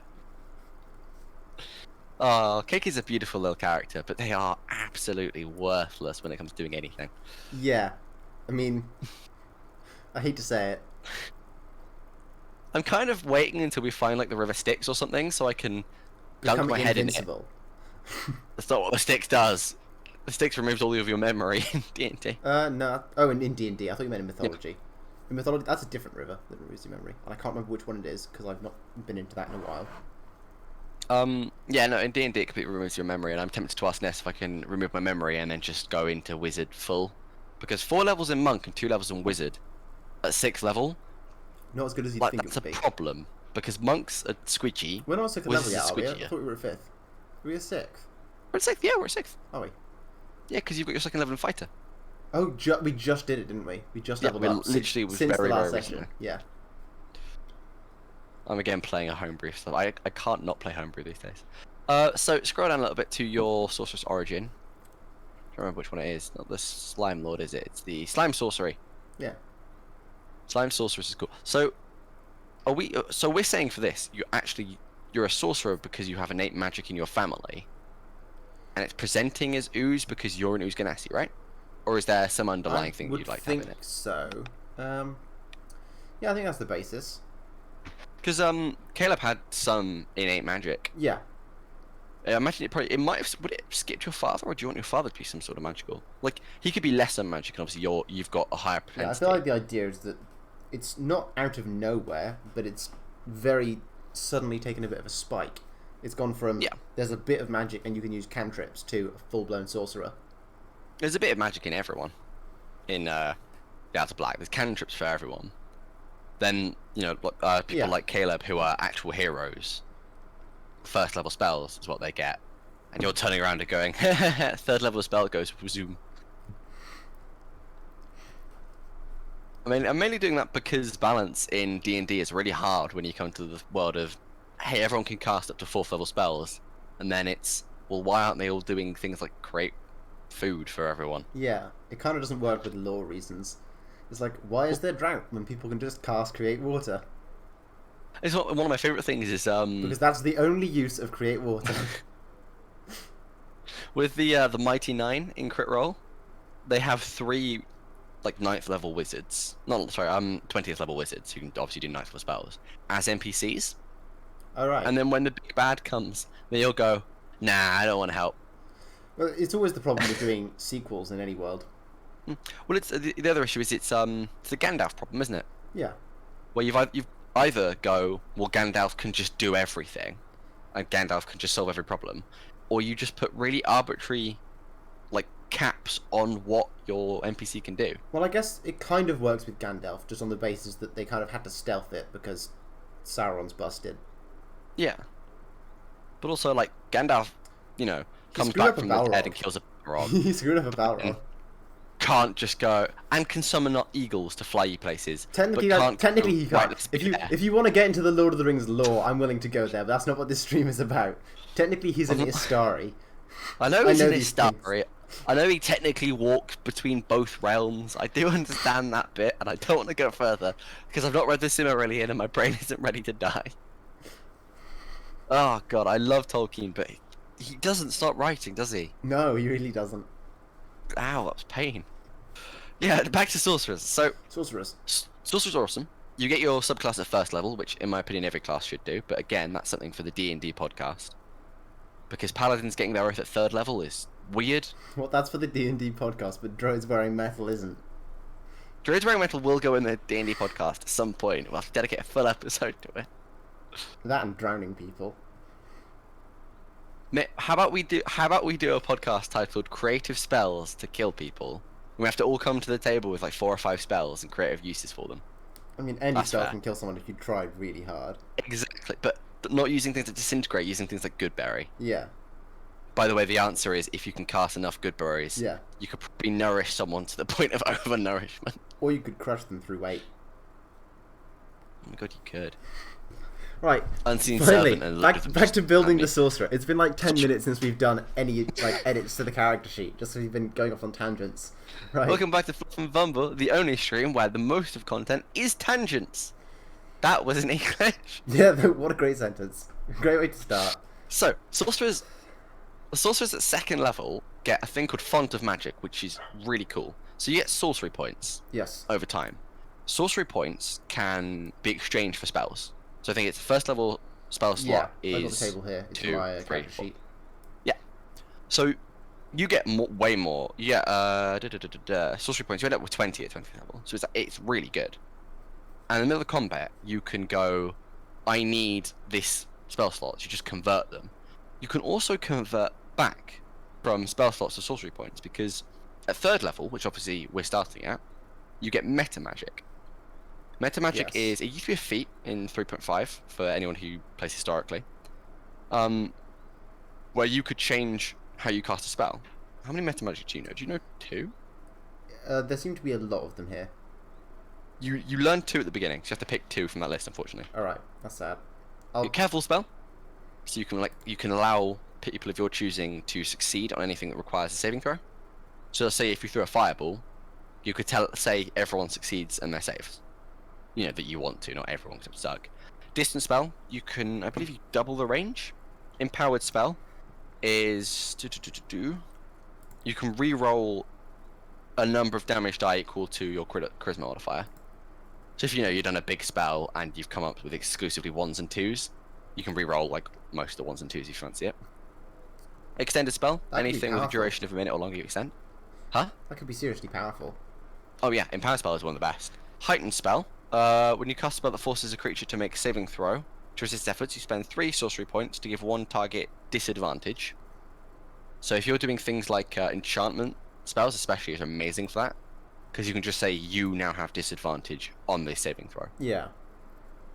Quicken spell, anything that has a custom type of an action, you can crush down to a bonus action. Ooh. So a thing to remember is you can't cast more than 1 leveled spell in a turn.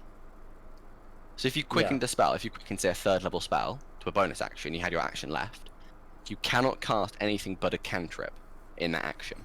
But this is now making me seriously think that at some point I want to do a paladin sorcerer multi-class where I can finally have bonus action healing, and then I can still use my action for melee attacks. Yeah, like sorcerers, sorcery points are really cool. Because I haven't got too many paladin multi-classes already. Oh my god. With my build, which is, what is it? It's paladin, cleric, fighter, maybe a level in wizard, and now it's got to be 3 levels in sorcerer. We're just not going to have any paladin left at the end. We're just gonna have to go up to 30th level, just so you can fit these multi-classes in. Subtle spell is actually one that I imagine you would probably take at some point. Yeah. When you cast a spell, you can spend 1 sorcery point to cast it without somatic Ooh, or verbal components. that's fun. So the thing to remember is, if you cast a spell and it has S or M, you either have to say the incantation, or move your hands, or both, if both are present. Yeah. That's, do you remember when we were in our Stealthing home things. campaign, when I was doing the message spell, Yeah. at the point, that's like the somatic component. Yeah. I could have been caught. 100% could have been caught. And Yeah. the incantations obviously can count. Well, with my You spend a sorcery background, point. that might work. With my backstory, Yeah. that might be effective. So this is things like And spells that pick locks, for example. Yeah. You can do it without anyone seeing you, or go invisible. You can just vanish, and no one knows that you've cast a spell because they've not heard you say anything, and they've not seen you do anything. Just as far as they're aware, you're gone. That could be seriously fun for doing things in crowds. And twin spell, which is the other one I imagine you have. Yeah, it's This is a two shame. targets, right? Yeah, this is a shame. You can only do it on a spell that targets one creature. So you Yeah. can't like twin fireball, which makes a lot of sense. Well, that would be... Busted. You don't say. But you can twin things like chromatic orb, for example. So Kate has chromatic orb. You've seen that, haven't you? The 3d8 spell. Yeah. So you can twin that. So you can go 2 different targets. But I believe it has to be 2 different targets. A second creature in range. Rather than the same target twice. Yeah. Yeah. Which is a shame. Well, I don't know. Empowered spell seems like a really good choice. And Empowered is same with definitely a good one for damage subtle. dealer. I think if I have to choose 2 at this point, empowered and subtle. I believe you can swap these out at level ups. I may be wrong. I think Tash's is the one that said you can swap it out at level ups. Apparently, I Because can Tash's was all about, changing your drag build. these into my character sheet somewhere. Ooh, so there's one, and I'll drag the other one. So that's. Oh, I chose the other one. Whoops. Tash's added 2 more, and I completely forgot about this. And these 2 actually you might really, really like. Yeah. Just go over them quickly. Transmuted spell. When you cast a spell that deals a type of damage from the following list, you can spend a sorcery point to change that damage to one of the other ones. So if it's acid, cold, fire, lightning, poison, or thunder, you can spend a spell sorcery point to just change it. So that's good for things like if you have, say, Melf's acid arrow, which is decent damage, but the thing's resistant or even immune to acid, you can change it to thunder or ice. So that is always a good call. The other one is called Seeking Spell. If you make an attack roll for a spell and miss, you can spend 2 sorcery points to re-roll the d20. Ooh, that's fun. You must use the new roll. You can use Seeking Spell even if you have already used a different meta magic option during the casting. Fun. So you could Subtle and Seeking, so no one would see you do the damage and it would almost certainly hit. That's fun. I think the first one might be a shout at a higher level, but just for the moment I'll stick with these. Because the first one could be fun, because I'm probably going to end up with a lot of acid damage spells for roleplay reasons. And it just means if we encounter something else that's resistant to acid... I like how in the background we've just got the destroyed surface of the moon from the the last D&D stream. Well, I haven't got any moments of... I put Caleb in the middle there as well, so that we can all remember. I don't think you can see it, can you? Because the count sheet's in the way. Just moved it for a sec. I've put him there because he's important. He is a defining character in a lot of the history now. Yeah, and also in my backstory. What can I say? I DM with purpose and intent. Unlike me when I used to DM. Sometimes with DMing, you've just got to pretend you know what's going on. Yeah. What's your... Oh, the other thing I was going to mention, this is more for you than for the beautiful, beautiful audience, though the beautiful, beautiful audience might want to join in if they have their own home D&D campaigns. I'm using a book. It is I believe it's free online, and it's a homebrew book. Kind of homebrew, kind of not.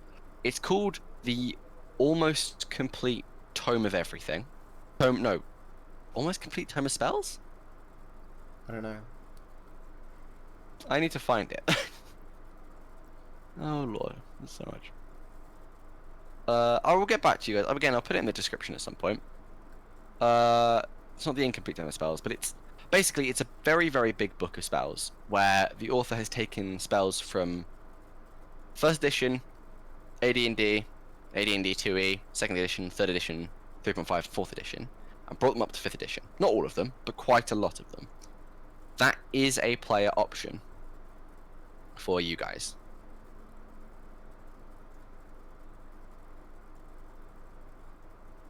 Ooh. So that's probably something we should run through off stream because Yeah, just so many spells. yeah, that's I think hundreds. already there's just so many spells. It's kind of hard to choose at this point. For some reason I can't find the incomplete time. On the topic of choosing spells, given that most of the sorcerer stuff isn't actually in Foundry because it's in this other yes, thing, that is a pain. just at the moment, should we just choose a large number of spells? I was going to recommend opening 5e tools because you can obviously sort by class and then equally sort by level. I'm going to use the book because I'm a bit of a classic D&D-er. So obviously Tasha's and Xanathar's adds quite a lot of spells, and some of these you definitely might want to have a look at. As a sorcerer, how many spells do I get? 3rd level, I believe, is it? Right. 3rd level, you know 4 spells and you have 4 cantrips.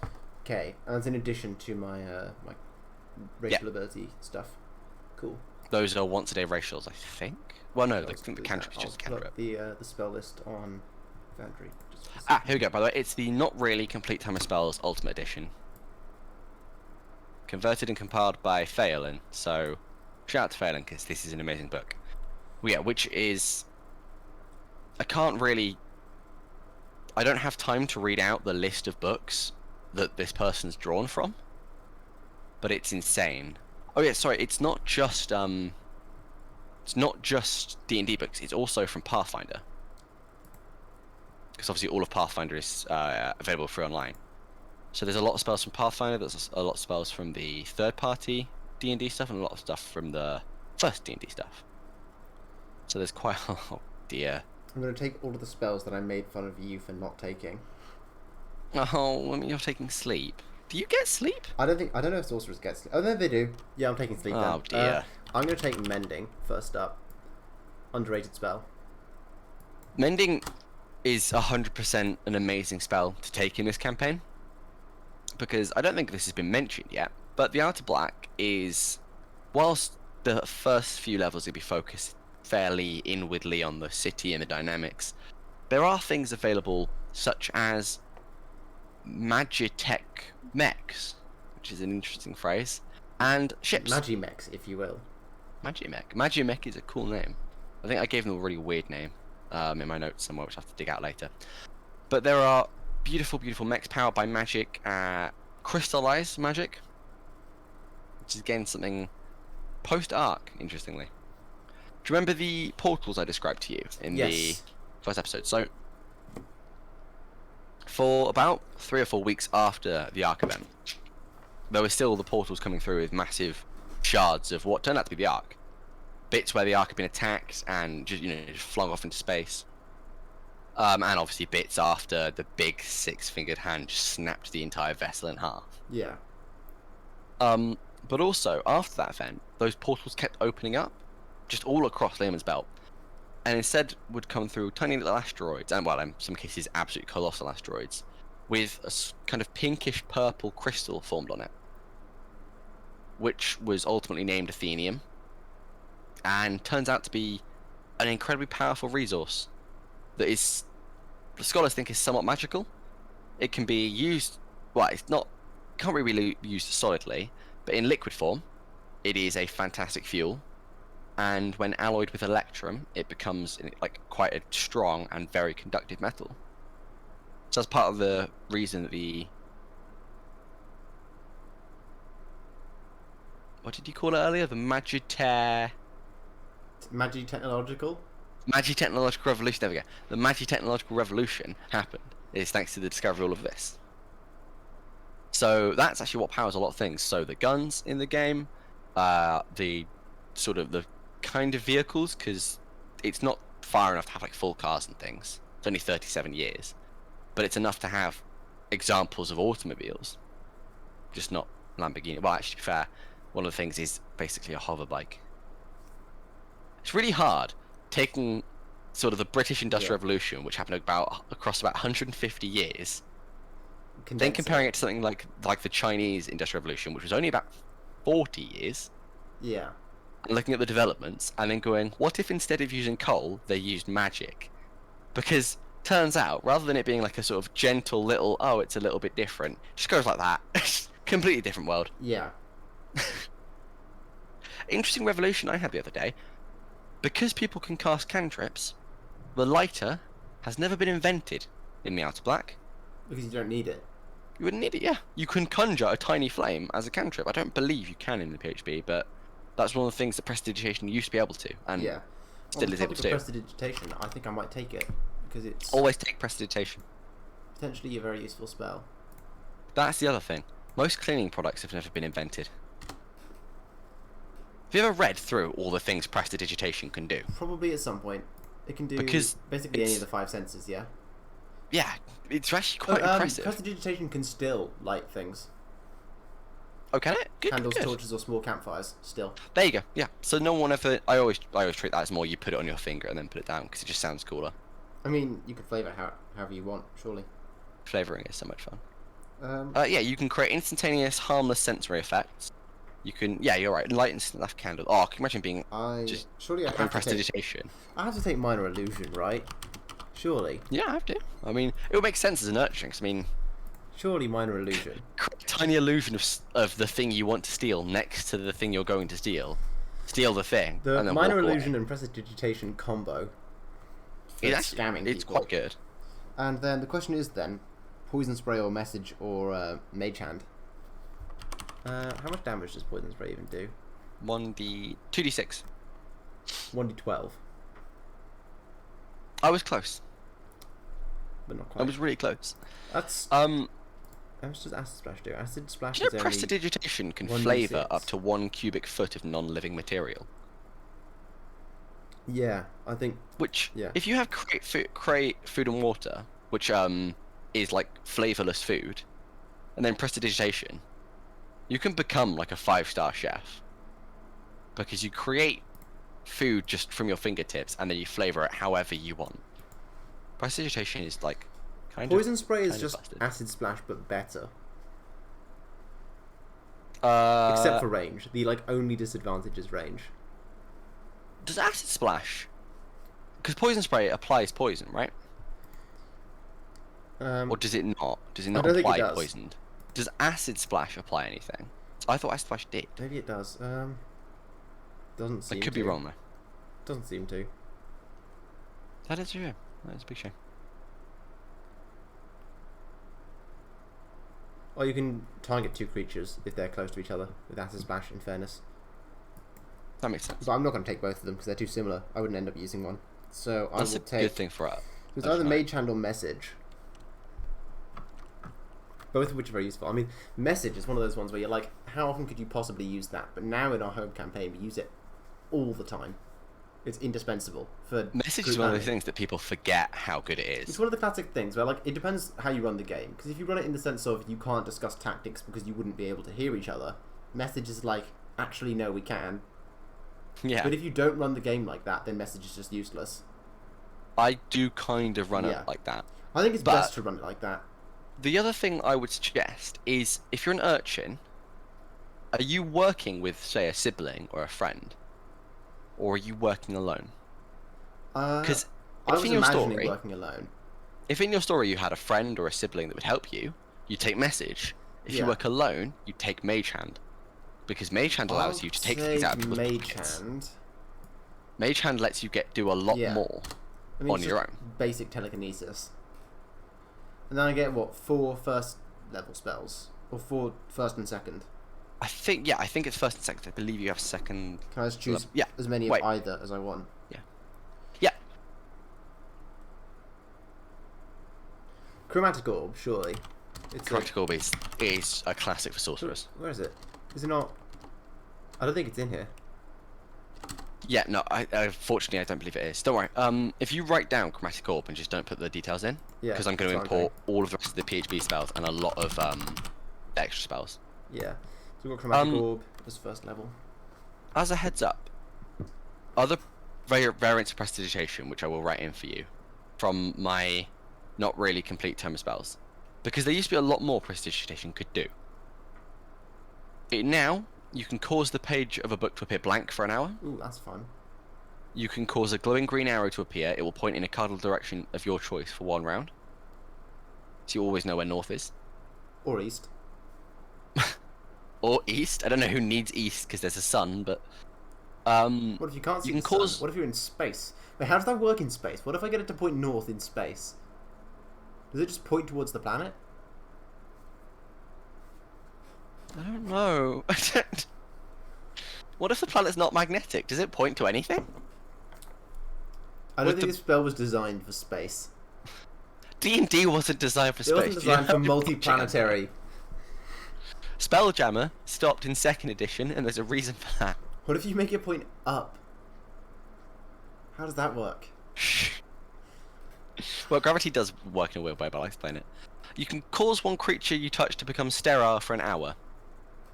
That's from the Priest's book, if I remember correctly, which is horrible when you think about it, but it's a thing that you can evolve animals with godlike nature powers.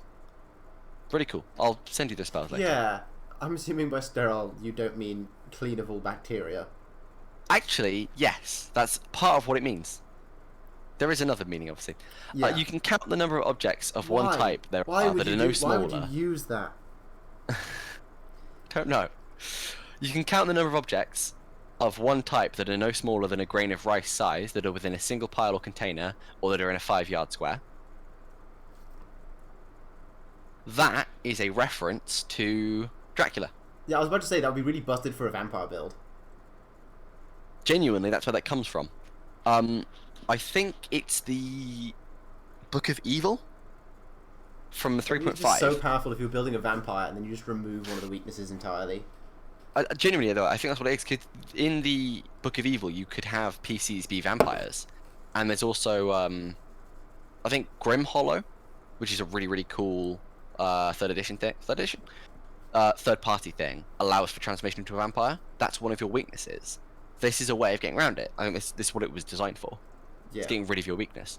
You can sort small objects, none of which may be heavier than half an ounce, into discrete piles based on one criteria of your choice, which is quite interesting. You touch a plate of food or cup of drink and learn its quality: rotten, poor, average, good, or gourmet. It doesn't reveal the existence of poison or contaminants. Your hair or beard is neatly trimmed by 1/2 inch, or grows by 1/2 inch. That's fun. You can do this every 6 seconds. Yeah, I was about to say. Just keep growing your beard. You shape a medium-sized or smaller patch of non-magical smoke or fog into any shape you wish. Although you're incapable of fine detail, you can even cause it to move slightly. I wonder what that's in reference to. Yeah. You can create an umbrella of magical force. You can choose its appearance or make it invisible. That's one of my favourites. Because that has been used time and time again in fantasy. That's fun. And the last one, you can alter the pitch, tone, and accent of your voice. You can even give yourself a slight speech impediment, or change your voice so you sound like a member of a different race or sex. That is also amazing. That's fun. So are you running all of those? Yeah, 100%. I'll add these all in. Right. What other spells do I even want? Sorcerer spells. I can find the sorcerer list if you want from here, but we might have to cry. Sleep. Oh my lord, there's so many. I'm taking sleep. You can't stop me. All my feelings. Why would you do this to me? I just want it there as an option for if things get too hard. Galactic North. Oshimon. What's Galactic North? Yeah. What is Galactic North? Is there a Galactic North? That feels like a Star Trek thing. Instantly in my head, that makes me think Star Trek, because like that's the sort of thing that would happen in Star Trek, isn't it? They design what must be a north. The coordinates. Because that's the thing. What do you do it relative to? That's the thing. That's the thing. Is there? Although it's really interesting, Star Trek and Star Wars, the ships after meeting in hyperspace are always conveniently aligned the right way up, and pointing in the same direction. Yeah, that's another one. 100% shouldn't be. You very rarely get things going at weird angles. And also, when you think about it, it must come through like that. Like, can you have absolute direction in space? Because all motion is relative. Does your world have like a radiation background? Does it have like? Are there like immovable landmarks. By technicality, because of the way my world is constructed, I don't want to give it too much detail, but because of the way my world is constructed, because the positive and negative planes exist, you could conceivably create a magical device that can align yourself with the positive or negative end of the universe. Yeah. That's not quite how it would work. It's not just connected space. But you could basically come up with a galactic north, if you will. Just pointing towards universal positive. Mm-hmm. Essentially, if you knew what the positive plane was, which you don't. Wink, wink, nudge, nudge. That's not a thing that people know about in the world. I wasn't listening to what you were saying. I was too busy reading chat. What were you saying? I forgot. I'm not gonna tell you.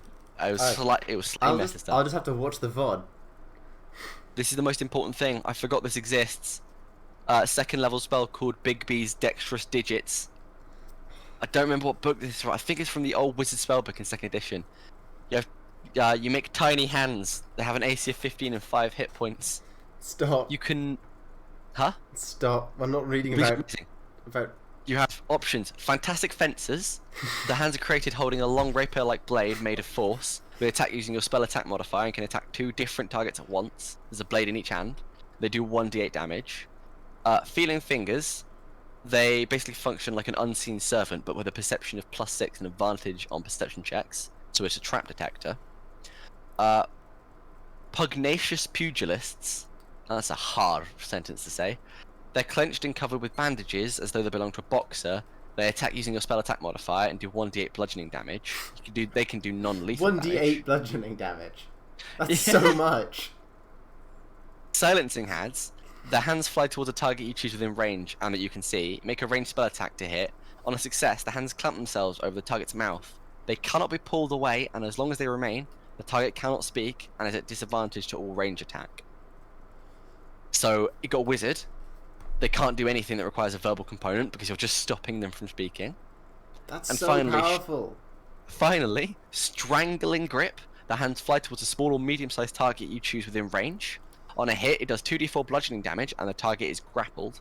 Until the grapple ends, the target cannot breathe. Okay. Are you going to add that to this? Yes, 100%. Okay, 100%. so I'm not going to pick a spell then. I'm going to leave a spot for that, because that's so powerful. That sounds so good. Bigby's Dexterous Digits is one of the, it's a hallmark of a spell. I'll pull Invisibility. Is Invisibility 2nd level? 2nd level. I think, oh my god! I think I'll opt for Invisibility. That's insane. Rather than I was considering some kind sure? of charm person. I have the book open. Oh my god, you're right. Oh I have my god, the book you're right. open in front of me. Oh my god. Because Misty Step is cool, Levitate is cool, Charm Person is cool, Hold Person is cool, but Invisibility. Hang on a minute, I'm just not going to be seen. Wait, bye-bye. Invisibility plus my Subtle Spell. Yeah, it literally means that you can go as long as undetectable. As long as you have a spell focus, that's it. Yeah. Because you still need the material. You're doing weird stuff with materials, with equipment, aren't you? Yeah, but I don't. Like I said, I always apply to the rule in the book of if you want, you can do the components individually, but if you get a spell focus, it fills in for any non-cost spell component. Yeah, but I mean, in terms of getting my hands on a spell focus, with most casters, you can just get one from your starting equipment. Yeah, I'm potentially going to change some things around for that. Yeah. So that's spells. That's potentially for anything. What else is there? Background. We did Have you filled in your proficiencies for background? We did. Yeah, we did that. Good. Other than that, I think and then we got some more. Mostly, there's some more sorcerer features. I'm not going to bother writing those up at the moment. You don't have access to the rest of them, do you? Or do you? You should. They should fill in automatically. I have the sheet. No, the Uzi ones. Oh, of course, the Uzi ones. Do you want to read out the Uzi ones, or show the beautiful people at home the Uzi ones? Yeah. So. What? Talking about the fact that Revenge of the Sith has 3,000 ships that are all luckily orientated the same way. That's just how it is. It's beautiful when they all come together and they're all perfectly straight. It's like. It's because Episode 1 Anakin is the only character in all of Star Wars who knows how to spin. He's the only one who knows that good trick. Where's my ooze? I have my ooze document open somewhere. There we go. So yeah, like I said earlier, this is from the Book of Ooze, from the DM's Guild. I will link it. It's a really really good book. So you get Acid Affinity. You can add your charisma damage, whenever you cast a cantrip spell that deals acid damage. Did you go for Acid Splash in the end then, or Poison Splash? Poison Spray. Well, I get Acid Splash from You do. my race. You do. Good point. So I just kept that. When do you get Melf's Acid Arrow? I don't know what spell that is. What spell I think it might level? be third level. Acid Arrow is on here. It is second apparently, but it Oh, it's wasn't in my list. Do I just, It can I just might- not take it? You might. I definitely thought you could. You might not be able to. In which gets case, it? I might need to change it. It might just be wizards because it's Melf, No, who 'cause, was obviously one of the 9. It's not in the wizard spell list. Maybe it's not PHB. Really? Maybe That it's is gonna be a weird one. I'm gonna just double check that. Watch it me in- be pulling things from like older. Is it in Books Xanathars again. or something? I always thought Melf's Acid Arrow. Yeah. Melf's Acid Arrow, second level evocation. PHB. PHB. So which spell list Is is it in? Bard maybe. Oh, it must be. Hold on, I'll just go through all the spell lists real quick. Second level. No, no Bard. Not for Bard. Not for Bard. Not for Cleric. Not for Druid. It's not in any of the spell lists. Maybe it's a rogue spell. Or something. Something weird like that. Like a quartercaster spell. Yeah. Not even Rangers get it. Does no one get this spell? And I'm so confused. not Warlock. Who gets the spell? Wait, Wizards do get mouse. No, wizards do get mouse. Is it? Hold on. Wizards definitely get mouse. I'm looking at it now. Oh, I was looking for Acid Arrow. I wasn't looking for Melf's Acid No, it's Arrow. Melf's Acid Arrow. Because on Foundry is it's just though. called Acid Arrow. So hold on, do sorcerers Yeah, get that? SRD problems. No, sorcerers don't get it. Does not That's look sad. at least. They don't. Although, what do you get? Because I know you get something. You do get it. Oh no, that's a patron.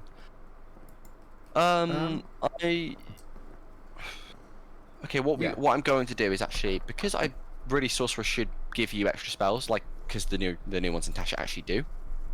And I prefer the Tasha's ones where you get extra spells. I'm going to give you a couple more spells that you can pick from the sorcerer's class. Yeah, well, I've already used up all of my spells. I need to check how they do it in Tasha's, because in Tasha's, I think some of the sorcerers just get them for free. Like, have you seen the Clockwork No, I haven't. sorcerer, Clockwork Soul?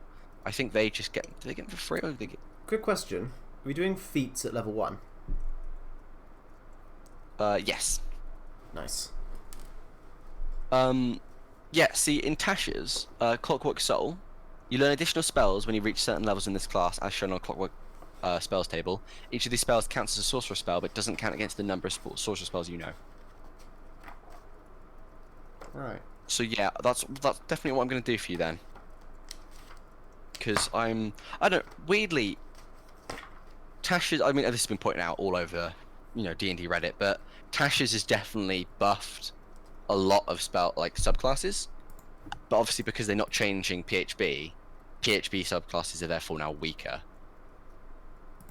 I mean, you've seen Well, I didn't do Divine Soul. my Warlock. class proficiencies. Oh, you do. Definitely do. I did not do those. Where are they gone? There they are. Right. As a sorcerer, I get... I'm not going to use any weapons, so I'm not going to bother with the weapons ones. I'm more concerned about the skill. You might use a gun. That's fair. But I don't get gun proficiency. I'll give you proficiency in gun, don't worry, because I don't get there gun aren't firearm proficiency. proficiency. So, con and charisma saving.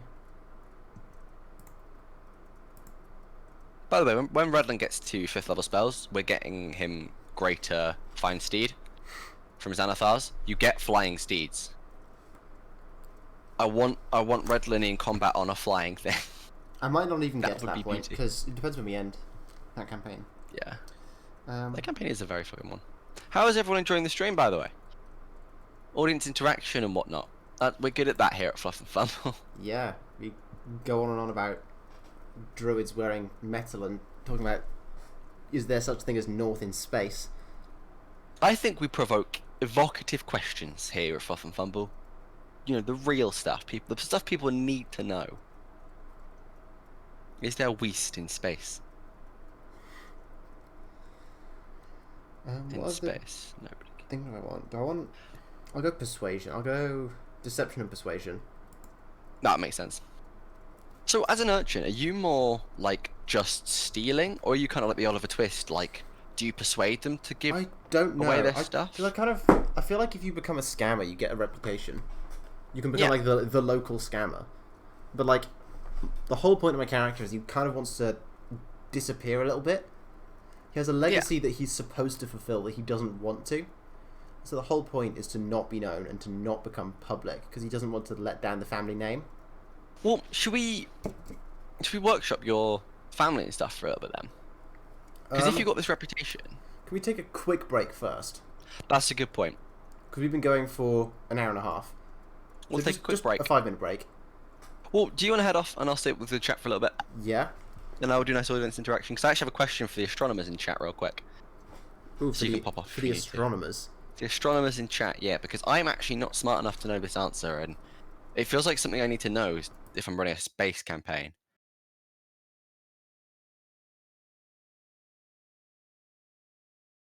Have fun.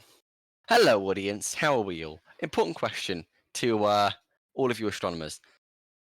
The sun rises in the east and sets in the west, I think, on Earth. Is that because of where? Is that because of the Earth, or would it always do that? Is that just because of our rotation? Like, does it rise in other places?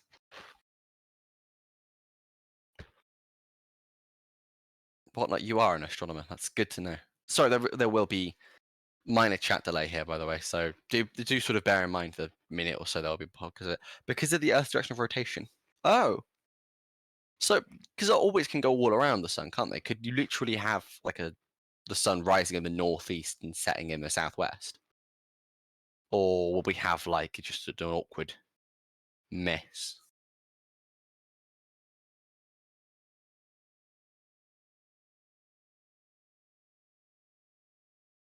Watching chat, possibly. It's good to know. That's something I need to think about. I've just completely not thought about where the sun rises and sets. Hello. Hey, James is back. I'm back. I've got my answer to my awesome question there. Make sure to unmute yourself. I think I have. I hope I have. Hopefully everyone can hear James. As soon as you come too far off equatorial, you end up with drastic seasons. See, yeah, that's something else I need to consider. What's this? How seasons What you on work. about? You on about time or something or space or? I was asking, on Earth, the sun rises in the east and sets on the west. Is that like Earth specific, or is that specific to all planets? And also, how would the orbits and stuff change? Apparently, if we're not equatorial, the seasons go weird, which is interesting for the campaign because I've not thought how seasons work. That's why seasons are opposite in the southern hemisphere. Ah, that's genius. Aren't they? It's really smart. Whichever DM designed this universe is really put his research in. Yes, God is a DM, and I will take no further questions. It's like that beautiful deep fried meme of, what was it? God is gay. Could you elaborate? No. I don't even know where that's from. That's just one of my favourite things I've seen on the internet.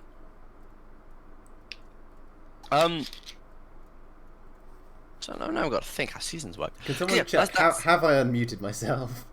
I must have. Just surely. to double check. Can everyone hear James? Is James' beautiful voice coming through? I'm sure they can. Quickly, say your catchphrase. Catch him. My catchphrase. Catch him. Gotta ensnare all of them. Hate it. One else says yes. Yay! Yeah. We're audible. Beautiful. That's what we'll be up to before.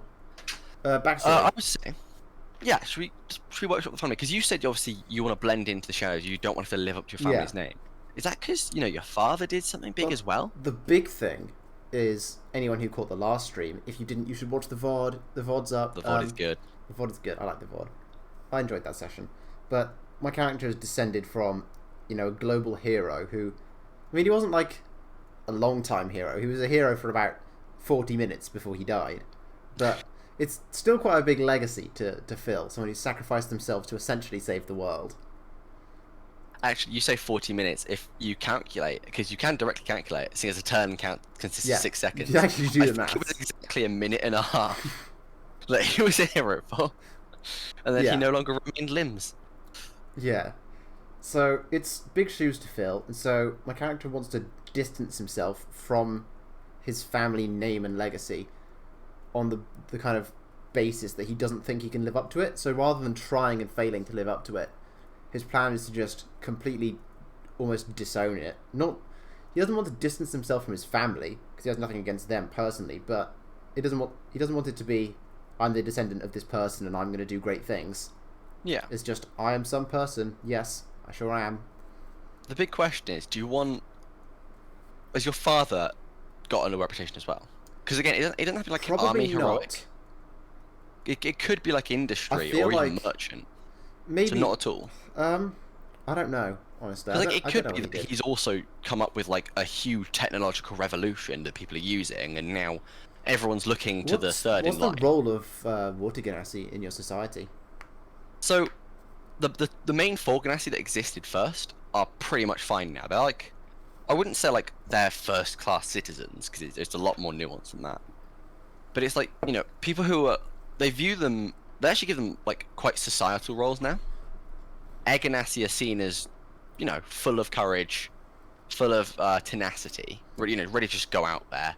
Water Ganassi are still actually seen as loving, caring, kind, and just like fairly normal. But they're also seen as some of the wiser ones, Yeah. because there's been a lot of Water Ganassi who actually come up with a lot of technological revolutions. Earth Ganassi are known to be the slow ones, the collectors of wisdom. You know, people like the sort of person you would find owning a museum or a library. Yeah. And Fire. Fire Ganassi are known to be very fiery. Obviously, they actually tend to be pilots. All right. So there's not many roles that require like, you know, piloting ships, but piloting any mecha units. So for protection, because there are some mecha units that exist to protect from the asteroids, or what are called the blinkers, because them impacting would probably cause another major problem. So you know, they blast them out of the sky and whatnot, and for mining, because these asteroids are mined for the resources in them. From that, those four are pretty much fine. Obviously, air are elevated. They've been elevated slightly more because there is a subsection of guards around the entirety of Lemons Belt. Actually, partially, they have some influence on the planet below, and Alright. it's almost directly attached to Caleb. I haven't quite come up with the proper name yet, so I obviously can't quite give it to you. But it's kind of like, you know, it's like elite soldiers, so the best of the best. Yeah. Most of them are Air Ganassi. Like, there's like a couple of others, but most of them are Air Ganassi. So obviously, you see an Air Ganassi, you see a child Air Ganassi, the kind of thought, you know, you're going to be going somewhere. Yeah. It's almost the feel of purebred. The base for Ganassi are kind of purebred now that para-elementals and quasi-elementals exist. So, para-elementals are a bit weirder. Magma and ice have made it pretty much untouched. Ice are pretty sharp. They're smart, quick with their tongue. They're actually good storytellers. Magma are quite similar to their, you know, their earthen brethren, and they're fairly slow and methodical. They are 100% scientists. Pretty much all of them are scientists, because they're just better at collecting information. So a lot of them have been documenting and learning more. There's a lot of scholars that you would turn to find out a lot about the world. Smoke and mud have, well, smoke and ooze have quite similar reputations of being kind of lower class citizens. Smokes are seen as criminals in a lot of areas. Probably, you're more likely to find people thinking smoke are criminals on the planet. But around Lemon's Belt, people, there's still like somewhat of a reputation. It's almost, you know, that feeling at school where you've got a hyper kid and the teacher sort of treats them as a bomb that needs defusing in time before they grow up. That sort of thing, where if you don't teach them to be good, they are going to fall into, you know, a bad category, like fall into being a criminal. Whereas ooze, there's not a negative connotation with ooze. No one really expects them to do much, because you're ooze. It's like you've not got a distinct slow or fast personality. You've not got the affinity to be able to steal things and get away. You've not got the, you know, the inner rage and agility for piloting. You're not massively like quick with your mind. You're just an ooze Ganassi, and because there's not that many of them, because you are somewhat of a rare descendancy. There's also like there's been no heroes of ooze, or like even a big person. You know, you can count at least one of each base element and para elemental Ganassi who've done something big. Unfortunately, two of the ones for smokes were criminals. One was a heisting mastermind, and one was a serial killer. Kind of a shame. Yeah. There's nothing like that for ooze. They're just all That's average. fair. Then for the positive and negative quasi-elementals, they are very, very rare. So there's Radiant, not much about them, really. there's not much. People treat Radiance as sort of wow, because like I mean, they glow. They're from people can understand. There's almost a godly connotation to them. Most of them end up becoming priests, mainly because of social roles, but somewhat because of other reasons. Mineral Ganassi are actually really good for the mines, for the Who people would've who mine the thought? blinkers. I know, it's quite interesting, really, that isn't it? There's not much for the Steam Ganassi or the Lightning Ganassi. They're just kind of cool. The negative ones, Ash, Dust, and Salt, no one really spends time thinking about them because they're quite rare. Negative ones are very rare. So they're kind of like they're the kind of people that would be looked at around cities and towns as, whoa, you're one of those denominations. But no one goes, you must be like this. Except for Vacuum Ganassi. Everyone's a little scared of Vacuum Ganassi. There aren't that many, but people know that they don't need to breathe, and they can also survive stupid amounts of things. It says in the guidebook there they can exist in a vacuum. Obviously that's not tested because technically isn't a vacuum reachable. But people do know that there have been times when all air has gone out of like an entire area because of a blinker or because of a crash or something, and all of them are fine, which is slightly terrifying. Yeah. But other than that, that's pretty much it. I reckon, So though, in terms of family legacy, my character's father, the Water Ganassi, probably did something and was fairly successful, but was overshadowed by his Air Ganassi brother. There's probably... do you want him to be part of the elite guard? Yeah. Because I did decide he was going to be a guard, and if he's a successful Air Ganassi guard, then surely the heritage, the lineage can't hurt. Yeah, he's pretty much just passing on. What's your character's relationship with your uncle? They're probably not that close. Is the family as well? I'd imagine if you're a successful Air Ganassi, and you've got a kind of criminal Ooze Ganassi relative, there's not going to be a huge amount of interaction there. The interesting thing to note is, on average, Ganassi do treat each other as though a lot of them were family. Obviously, even the ones that aren't known. So this would actually be somewhat unusual. But part of it's Most the people are quite reputation thing. If you know, if you're seen as this upstanding heroic figure inheriting from, you know, your family's history of heroism, if you're seen interacting with a criminal and a lesser citizen, that's potentially going to tarnish your reputation. That's Which fair. is, I mean, part of that is why my character wants to distance themselves from their own family, such that they don't harm the reputations of others. What about the two brothers, so your father and your uncle? Are they close, do you think? I mean, I'd imagine there's some resentment from the Water Ganassi for being kind of relegated to the least favourite child. Yeah. I imagine it doesn't go the other way. I don't think the Air Ganassi understands why this resentment is there. It's the classic thing of the favourite child doesn't know that they're the favourite child. Is it that they're their favourite child by the mother, or basically by Both. the rest of the world? Both. That's I think. cool. I think it's one of those things where it's by the rest of the world, but then that leads to more success, which then leads to favouritism. It's kind of a snowball. Do you want to make your father, then, the Water Ganassi, Yeah. a fairly successful inventor, but one of the kind of inventors that fades into the background? Yeah, I think the idea is that he did something that's notable. The CPU. The kind of thing that's notable and important, but still he gets overshadowed. I think is the plan. That sounds good. Because then you've even got to live up to that. You know, your family at least expect you to invent something. Yeah. Biggest question: have you got any siblings?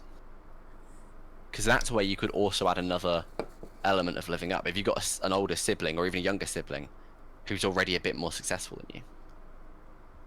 So the two that come off of water are, well, there's three, aren't there? That come off of water. Yeah. Mm, So what? there's actually multiple that can come out of water. Alright. Because what's your mother? Have you worked out what Ganassi type your mother is? Well, surely must be. Technically, it would have to be Earth. Yeah, it would have to be Earth. So, from that, you can obviously have Earth or water. That's a possibility. You can have ice coming from the water. You can have magma. I think you can technically have smoke as well. That would have to There's have. smoke. It would have to have You air can in have it. mineral. Though. Doesn't smoke have to have? Isn't I smoke think air and smoke is fire? water. Oh no. Oh yeah, sorry, you are right. My bad. Yeah, it is fire. It's always really hard to keep up on these. Yeah. You can also have mineral. You can have, I think, steam technically. So I think that's actually water as opposed to fire. Or you can have dust or salt.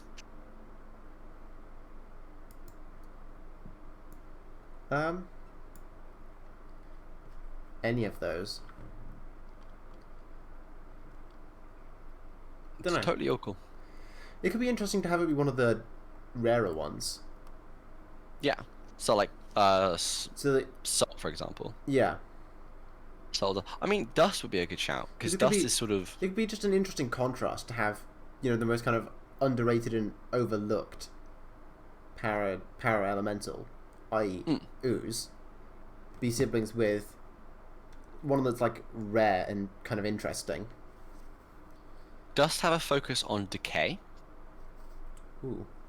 Salt have a focus on actually like bodies of water. Which would be quite interesting because there's actually only one major body of water on the planet, and there's not really natural or even natural looking bodies of water on Layman's Belt.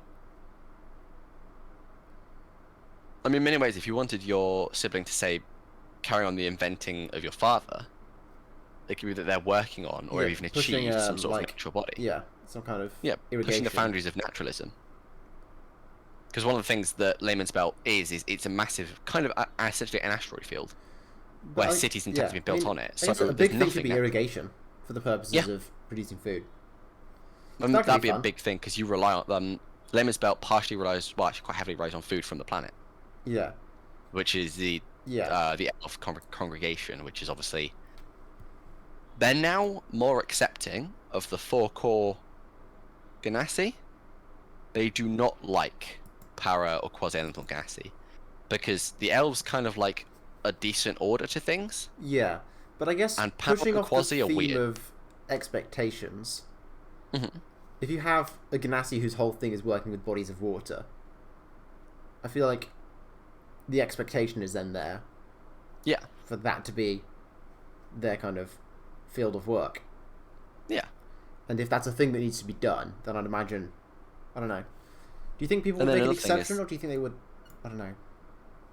I think still society's gonna be expecting your entire family to do big things. Yeah. So, what would your relationship be with your sibling then? Are they, are they focused on you, on trying to make you good and trying to convince you to do something big? That could be fun. They're kind of upset that all Kind you of really a do. pull towards the light. Yeah, all you really do is sit around or steal or hide away from people, Yeah. and they're trying to get you to That do could be something big.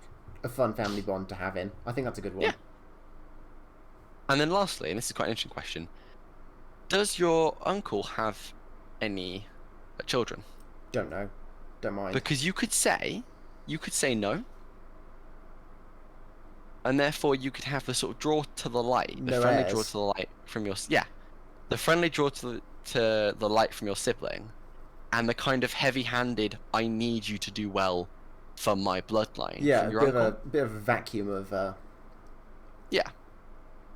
You and your sibling need to fulfill really big shoes even more so because one of the elite guardsmen may never Yeah. have an heir. And it's about carrying on the name, and now there's this kind of societal expectation. I think that works.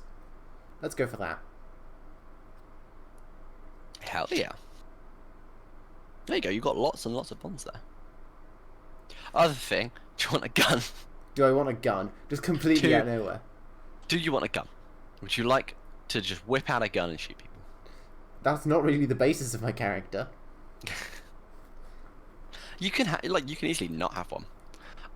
The big thing is there's a lot of technology in the world that's just kind of weird.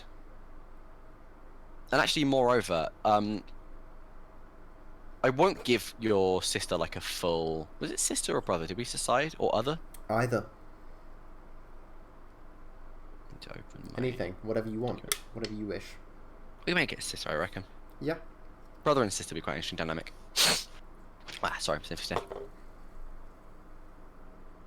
I just can't seem to open PDFs from Google Drive at the moment. It's quite annoying. So because there's a lot of technology that's just in the world and quite weird, one of the things I'm offering as part of, and I'll obviously offer it to you now, as part of starting equipment is there anything that you would like that kind of makes sense to your character? It's like a not quite magic item as in like powerful magic item, but just kind of a useful thing.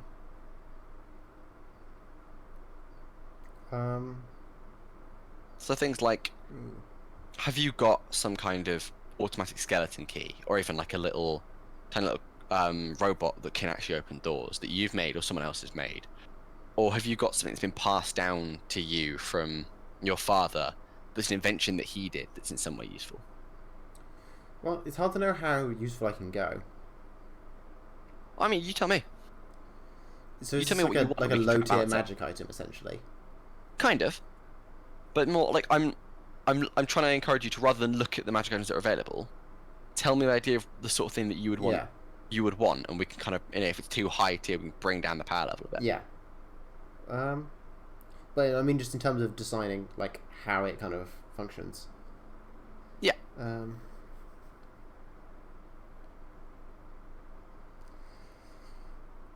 Get back to me. Fair enough. It'd be quite interesting. And final thing, if you happen to be on a ship at some point, Hypothetically. with a crew, hypothetically, Yeah.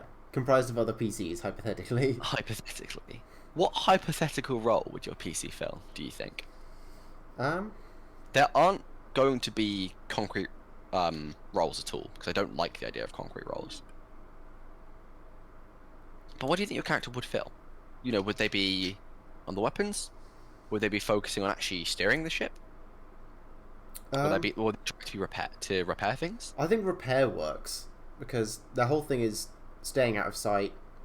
About, you know, I mean they have a mending spell as well, like in terms of a practical functionality. I mean, don't forget cantrips are things that you know off by heart. Yeah. So that's something that you've been taught. You've been taught how to repair over and over and over. Yeah. So it wouldn't just be like you know how to fuse two bits of metal together. This is like you can look at a machine and go, that's definitely the bit that needs fixing. Yeah. Moreover, do you think you'd be an inventive engineer? Well, I think coming from a family of inventors, Yeah. given that we've Would established you carry that line, or would that be something that you've actually tried to avoid in your well, lifetime? even if my characters tried to avoid it, there could be a degree of just spending enough time around people who talk about those kinds of things and know about those kinds of things. You pick things up. I mean, like when you think about the class you've picked a class that's all about changing spells on the fly. Yeah. You know, you can literally go, I want this to hit two people, I want this to go further, I want this to do all the sorts of things. Yeah. So you are changing magic in your head. So the question is, do you think you would do that with machines and stuff as well? We'll see. There could be some fun stuff there. It's good to know. It's very good to know. Lastly, do you think your family lives in a big town, or city, or something fairly smaller? Because obviously there is Caleb's Rest, Yeah, the I'm capital actually... city. Did he grow up in the capital city? I feel like if you live there, things just get too... If you live in a city named after your grandfather, I feel like... But then again, it would make sense for your background. It would make sense Because you can get lost in a city easily. That's true. I was thinking a city, an urban area, so it depends how many other urban areas there are. There are 2 smaller towns. They don't currently have names, fortunately. But they are both slightly smaller. One's focused on just sort of export of things. So it has the one of the only like large ports for delivering between the planet. The other one is entirely focused on new age technology. So it's a mining place for one, but it's focused on just making entirely new inventions. It would make sense as a place where your father would go. Yeah, that makes sense. Because this is a place that just goes, here's your family workshop, go make stuff. Well, I feel like then my uncle's side of the family are going to be in the main city. Yeah. Whereas, so they're in the capital, Caleb's Rest. Yeah, we're in the kind of other place. Yeah. Whatever you don't worry. call it. I'll get back to you with names and stuff. Yeah. Names are always difficult because naming conventions. You think naming things are easy until you realise that you can't just come up with a name, you have to come up with a convention. Yeah. And then you have to go how do Ganassi name things, because Ganassi, and how is that different from how the elves name things, and blah blah. Mecha suits. Actually, one more thing to think about. You would have experienced at least some degree of racism and discrimination as an Ooze Ganassi. It wouldn't be like horrible and virulent, but there would be discrimination there. Would you yourself be discriminative?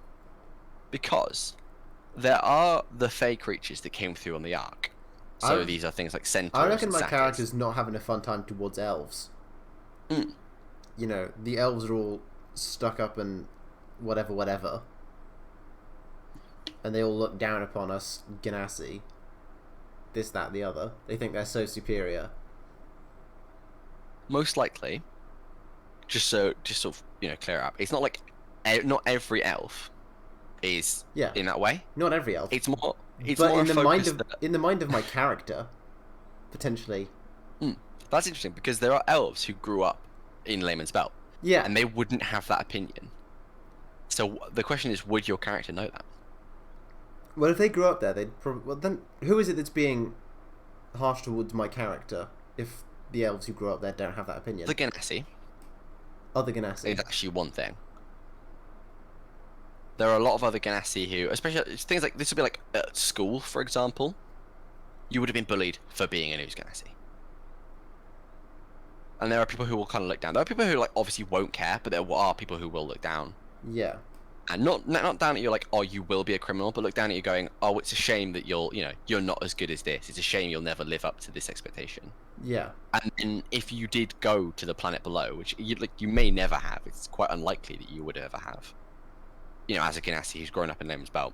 But if you ever did, those are the elves that would definitely go, we don't really like your kind here. Please go away. Yeah, well then it's hard to know, dependent on my character's experiences. That's fair. We'll see how it plays out. Have you come up with a name? Yes. I did, didn't I? What was it? We talked about it. I was going to be Jupiter as a first name. Oh, yeah. And then surname, I think I went with Grime. Oh, yeah, we're doing names based off Ganassi type, aren't we? Yeah. That's the fact sheet. That wouldn't, I don't think, be your original name, though, would it? Isn't that your chosen name, rather than your real name? Don't want to get into it too much. Don't want to spoil the audience. I will need you at some point then, privately, to message me. I have told you what my original name is. Have you? You have to resend it to me, just because I need it down in notes. I'll tell you off stream at some point. Because obviously, some people will know you as that original name. Close family friends, for example. Yeah. But most people are going to know you by the name Jupiter. Yeah. Which is awesome, because it's such an un-Ganassi name. Yeah. Oh, that's beautiful. I enjoy this muchly. Hello, audience. Is everyone having fun? They don't have any questions about the setting that I'm vaguely describing at loads of different points. Because I've realised that everything I've said is so unconcrete. Does anyone have any questions that don't relate to druids wearing metal? Or filling someone's lungs up with water. Or where North is in space? Why have we come up with so many problems across our entire These are going to make thing? some great clips. I'm going to cut these down into shorts and put them on the channel. I'm 100% putting your edition up on there. No, that's Out of mean. context edition. No, Out because of context don't put it out of edition. context. I'll remove the video if you do that. I will just keep I'll uploading it. upload the in context edition. If we have questions about the setting, you can have them explained. Yeah, that's true. Although it's like, if you do actually have any questions, go ahead and ask. Because Yeah. I mean, some things aren't concrete in my head. Some things, like, you may ask a question and I may have to go, I have no idea what the answer here is. I may have to get back to you on that. Here's a reminder to general people in the audience. Number one, if you do want to watch this campaign and you're not following, do that so you can see when we're live. Yeah, give And us a follow. two, if you know other people who would want to watch this, then please tell them. Because, I mean, exposure is the best thing we can get at this point. All we ask of you is to like and share with all of your beautiful, beautiful friends. And to give us all your money. I'd give it. No money. We don't need money. For now. But what if forcibly change someone's class to... Oh dear. Okay, fine. Right, we'll answer some druid questions then. For the last... I mean, yeah, I was about to say, we probably shouldn't do any gameplay, because it's been quite a long stream. But... For the last sort of 20 minutes, half an hour, we'll talk about stupid D&D design. We'll start with the druid. If you were to forcibly... Okay, by what mechanic are you forcibly changing their class to druid? Wish would work. Wish would be a spell where you can Wish. forcibly change. forcibly change somebody's class to druid. In fairness... There's not... One Is there a time- deck of many things card that can change your class? Do not we know? change your class. No. Not change class. Well, Race. moon, because it gives you wishes, but... Yeah. We did play a one-shot once at home, where my brother got a wish at the end, and he wished to be reincarnated as the character he was going to play in the next one-shot we did. That's clever. That's very clever. I don't know, how could you definitely forcibly change someone's class? Like I said, the River Styx would work. If you got Rakasha to basically dip you in the River Styx, Here's the pull you question. out before you were gone, and Does then that work? re-teach you. Because, let's say you sell your soul to a warlock patron. Yeah. And then you forget. And you are forcibly made to forget, and you are trained as, say, a monk. That warlock patron is not going to be happy about that. There's an answer to your question, actually, in the book, which is amazing, because I think this is the only question that can be answered with the PHP. But this ties in, actually, to a really interesting topic. Most people think warlocks shouldn't be charisma casters, and I agree. Most people think a warlock should be an intelligence caster. Because a big thing about the warlock is that you study from it. The warlock doesn't straight up go, here's some abilities. You have to study how to use the power that your warlock gives you. It's actually specified in the book. Patron. That's what you do. Yeah, patron, sorry. Kind of in the same way that a cleric does. The clerics technically have to study what their god gives them. So it is all about study. Yeah, but either way, they do get given it by a god, and that god wants stuff in return, and they're going to be mad if you forget. Yeah, that's the thing with warlock. That can make a fun character. Yeah, if you got retrained, I would argue you would have no level in warlock, but you would still have a patron who demands something, because technically the patron fulfilled their end of the bargain and you messed up. Well, I've now just got the idea for my next character, which is just going to be like some other class who has a warlock patron. That works amazingly in the new Richton's book. You can get things called dark gifts, and one of them is having a supernatural power that looks over you. So you can have a dark gift of someone who wants you to do something, and it's kind of like always sort of pushing you in like your dreams, for example, to fulfill its tasks, and you're totally oblivious. I mean, people always love the paladin warlock like dichotomy or whatever, like the cleric warlock thing. But like, imagine playing as a cleric or paladin who was previously, who were like they were an amnesiac, and a religious order took them in and trained them up out of the kindness of their hearts, and you find out through lore and discovery that you were previously a warlock with a demonic patron. Oh my god! And you just completely amnesiaed it, and now you've got a. That could make for a really, really fun character. Could you imagine having to decide though? Yeah. It's like you've either got like Baal, the great devil lord, or you've got like Lythander, the god of life, and you're like, what on earth do I pick? And I'm easy to remember that they were like the warlock. Is that a Town of Salem reference? Maybe a Town of Salem. I think that's a reference to the Town of Salem amnesiac roll. Oh god. Town of Salem's too good. Man, I don't know. The Warlock's a really weird one because the Warlock. I've seen a lot of people say that a Warlock can be either charisma or intelligence, depending on how you want to play it. Because in many ways, you're kind of like convincing your patron to give you power. But in other ways, you're still like, you know, the Great Old One. Yeah. That would be an example of studying your patron, whereas say the Archfey or the Fiend would be an example of convincing your patron. I feel like it's one of those ones where you're too tied into the mechanics to do as much roleplay or, you know, as much like homebrew around it than you probably want to. There's a lot behind this. We should do a beginners D&D session at some point. We should get like a bunch of people who just don't know, and just teach. Well, not don't know, but a bunch of people who don't know anything about D&D, just teach them. What? Also, with both of us as DMs, or with one of us as a player? One of us is a DM player, and the other is a DM. So you're sort of like, you're a slightly higher level NPC that's going to help out. You can play like an angel or something. Because no one knows that you're an angel, and you're just like, oh, I'm just a you're cool dude. Okay, back to Druid. But quickly, just imagine like a good cop, bad cop, but with two DMs. So one DM who was trying to kill the players, and one DM who's trying to run an easy game. But like you intentionally set it up as that. How do you do that? But like, not as trying to kill the players. But, to see who's in charge. You just like alternate encounters, but like, or like alternate every 10 minutes you swap. But it's like you're running the same game. It's just one of you is a harsh DM and one of you is a really like lenient DM. And so you just have this. You essentially have luck, where the way the world runs. Rocks fall, everyone dies. Versus rocks fall, someone dies. I love the idea of like the harsh GM going, the creature hits you for 5d10 damage, and the good DM's like, except out of nowhere you peel for 2d6 damage. It's like, what? No, but like I just like the idea that you run the same creatures. It's just one of them's like, okay, now it's going to target the paladin because the wizard is on low health, and then the other one is like, it's going to target the low health wizard and try and kill them. You know, it's like it's not the mechanics and the numbers; it's how they run the game. I feel like that would be really fun. Should we do that to a group of new players and just destroy them? That would be really mean. You got one of us is like, oh, there's at the corner of your eye you see goblin tracks going into this part of the wall, and then the evil DM just moves where the hidden wall is. It's like 2 tiles to the left. That's really mean.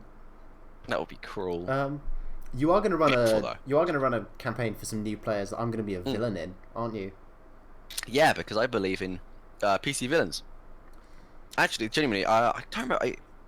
There was a famous DM who did something about this, a video about this. It's worth looking up. But having an NPC as a villain is not a I think PC one of your players as a villain. is in chat. Oh yeah, they are. Hey, whatnot. Have fun with that. Having a PC as a villain is some of the coolest things you can do. Not just as in a session, but actually you feeding back the information that the evil NPC knows and getting a real life person to decide what they would then do. Yeah. It's such a cool way of running a villain. Like, yeah, having the creativity of a player character go behind a villain is always fun, because sometimes you can fall into the trap with making D&D and also with just writing generally of making your villains really stupid. Where like they just don't see what the good guys are going to do, and they just can't work it out, and they can't preempt. Whereas if you have a player run your villain, they can preempt. They can decide, I'm going to move my troops to here because the PCs need to do this to complete their objective, and so I'm going to be there waiting. Plus, you've actually also got the lack of knowledge. That's true. Like, if I'm DMing, I know passive perceptions of everyone. I know like what their big damage is, where they're weak are. The other big mistake with writing is people make omniscient villains, where you're trying to write a smart villain, and you just make them know things that they can't possibly know. Sherlock would be like, yeah. That's the reason I just can't read Sherlock. Is like, we have no idea, and then Sherlock goes, wait, I know now. It's like, what? How? Yeah. Where did this come from? I've never understood that. But what level are you going to run that up to? That I was thinking like 3 to 7 fast track. All right. So like every couple of sessions you level up. because it's not like a huge let's have a sprawling adventure. It's more just I gotta go enjoy the rest of the scene. Goodbye, whatnot. Have a great time. Thank you for joining us today. That campaign, well, mini campaign, isn't designed to be like a huge sprawling thing. It's designed to go, this is D&D, welcome, have some fun. And this is what it's like to have your characters die at the hands of... This is what it's like to cry during D&D. I'm deciding in terms of building up my villain. And just, Oh, God. What? I am putting hard limits so that you can't just decimate. So, like, what level are you going to make me? Because if they're 7th level and I'm also 7th level, I'm just outnumbered like 4-1. Do you make me high level, or do you just give me like you said you were gonna give me legendary actions, didn't you? Not just that. I was gonna make you a reoccurring villain. Reoccurring. Where your CR is going to increase as they level up. But like, is my CR? So your CR will be 1 above the party. So is that gonna be my level? Is 1 above the party, or? Kind of. I'm not gonna give you a level. Oh, right. We're gonna talk about. I'm gonna let you take features from things. So in actual case, you're not limited by multi-classing. That's fair. I'm going to say, if you want, you can have Action Surge and Divine Smite, even though, say, like, at level 3, you wouldn't have that. Yeah. But what you won't get, say, whatever the healing one is. Well, there are abilities in Paladin and Fighter that I don't really want, and with Cleric as well. Because the big thing with the Cleric multi-class build that I have is the point of Cleric is just to go thematically the same, but just to stock up on spell slots. That's the whole point of Cleric. You don't use the Channel Divinity, the anything. You just stock up on spell slots, and also you get the extra damage at higher levels. That's why I enjoy designing villains. Is you can go like, this villain is meant to be this, but in a fight as a villain, you're very unlikely to heal yourself. Yeah. If you've got like minions might heal the big bad. That's the worst thing, as we found out from from Pokemon. It's just when the villain uses a full restore, it's like, screw this, you know. Whereas I think it's more fun to fight an equally powerful villain who just does obscene damage. Yeah, if it's got high damage. It's hard of a fight, but it's you do lots of damage, but also they do lots of damage. Yeah, it's got to be like a somewhat fair and very interesting fight. So that could be fun to build. That's the big thing. There's also a couple other things I'm gonna sort of kind of introduce you to that I've been working on when it comes to enemies. Things like phased enemies. Yeah. I.e., you get a phase 1 and a phase 2. I like the waves. You get straight up changes in your ability. Can you give me multiple uses of the Paladin Abjure enemy thing that just removes their movement speed? I'm tempted to stop that from being a minute and make it like a round or a 2-round thing. Or make it like a little shorter, but then also multiple uses. I love the idea of, because using that once is powerful, but against a party, imagine just for 3 rounds, your healer is just stuck. That would be good. What I might do then is actually, because having a look at it, like, well, it's a minute, isn't it? It's a minute. They're frightened, so they get disadvantage on attack rolls against you, and I think their movement speed is reduced to 0, which is savagery. Nuts. That's nuts for things like a dragon. Yeah. You could kill a dragon. But it's a saving. It was flying high enough. Yeah, but it's a saving thing. Can they even die from full damage? Because 120 is max full damage. Oh, true. I don't agree with max full damage rules. I don't think Nest does either. So that's a thing to remember. But what's the saving throw? I think it's wisdom saving as well. So you're not going to be getting the dragon with it. True. Although a lot of flying things you definitely could get. Any fiend that flies, you could 100% just knock down in one. Yeah. What I would do then is I would remove frightened from the conditions. What? And I'd make it like a 3-round. You can't move. And then what we could do is change your, like, if you wanted to be like mobile, for example, we could make it so they've got like 1 or 2 turns of just no movement. So you run back, do some range attacks, and when they can move again, you meet them for a melee attack. Yeah. Divine Smite. But I like the idea of frightened as well, because you can just essentially stop their pilot from doing so. Because this is also in the same setting, isn't it? Yeah. It is. It's not only the same setting. You said it's going to be the same actual timeline as well. So they're two concurrent. Are they? Are they same time as well? Time period? Or they're the same time, but this campaign is a smaller scale. So you guys are potentially saving a vast number of people. Yeah. Whereas these guys are kind of saving a small village. But it's two concurrent in the same setting. So you said they were going to be doing like space things, hypothetically in ships, right? But like imagine probably not ships. Definitely in mechs. But like imagine using a frightening ability on a pilot in a ship, for example. In a mech would be hard. Yeah, or in a mech, like in any kind of transport, like you just stop their pilot or driver from doing anything for 3 rounds. Don't forget, because it's frightened. I don't think you don't get this frightened condition, do you? No. There's some things like frightening glare that make you move away. Yeah. Well, you've got so 0 powerful. move speed from this. Yeah, so. yours reduces to 0, but frightened gives disadvantage to attacking the thing that you're frightened of. Yeah. So if you do that to someone who's piloting like basically a moving weapon, they're not going to hit you and they can't go anywhere. Would it reduce the mech's movement speed to 0? Is the real question. If you use that on the...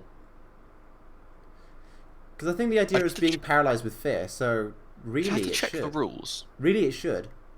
I imagine it would. I think it does specify that it reduces your move speed, rules is written, but I think in terms of the spirit of the rules... What I might do, because especially if this is a ship, for example, my ship rules are there are stations, specific stations, so things like being in a gun, for example. Yeah.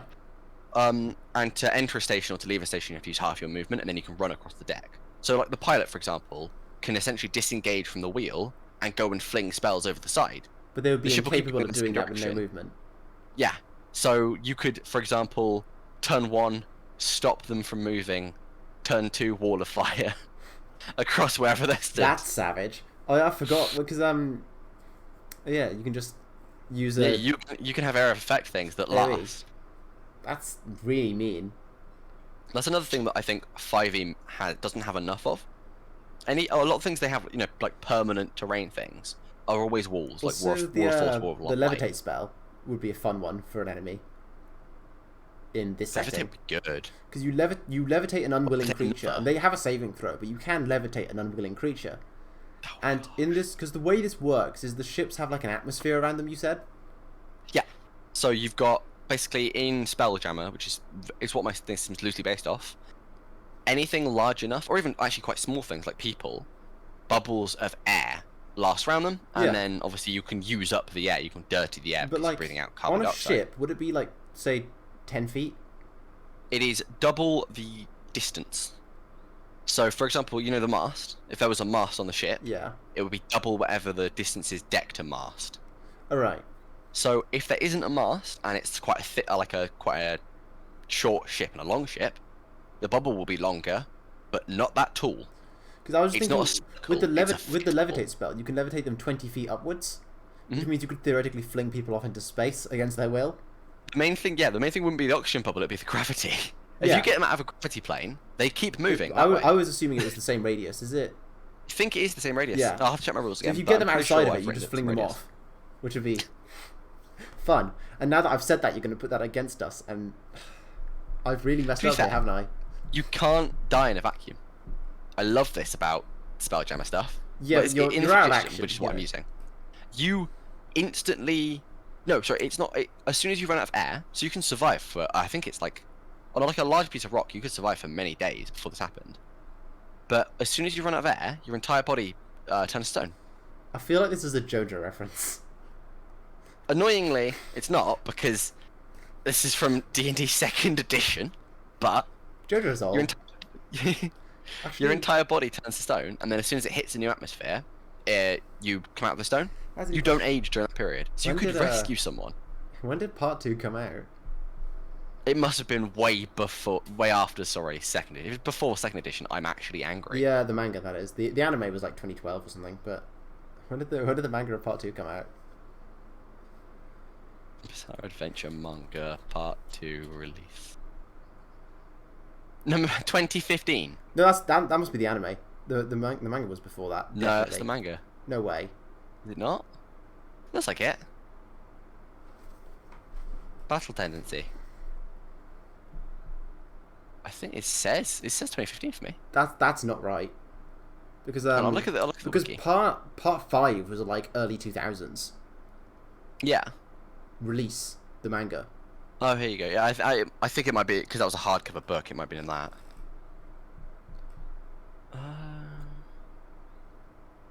Is chat gonna get there first?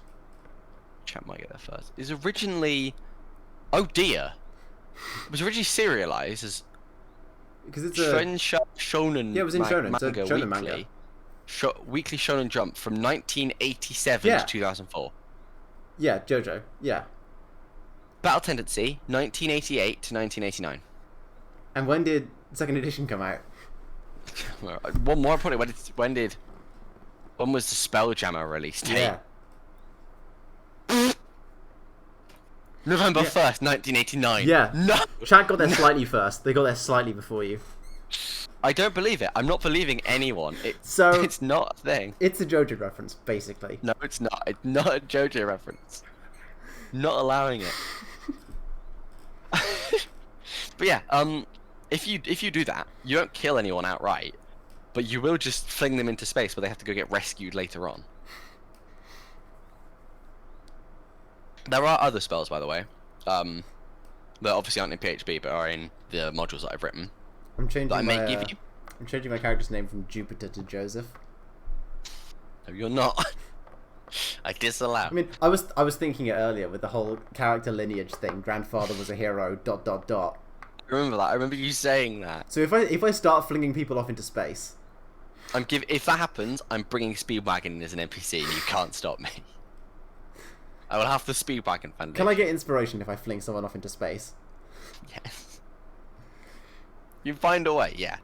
But, you know, depending on what CR your villain will be, there are spells in the Spelljammer module that I've sort of, you know, hacked to pieces and used. One of which is called Anchor Ship. As long as it's not travelling above a certain speed, you stop it. You jam the entire Spelljammer, funnily enough. So it can't move. The jammer becomes the jammed. If you're piloting towards them, and they're getting away from you, you could straight up stop them. Go, nope, no more. The stuff that you can do in the campaign I've written is slightly insane. I'm kind of worried that I've missed a massive balance issue and you guys are just going to exploit it to all hell. Oh yeah. I mean, sleep already. I mean, create, destroy, water.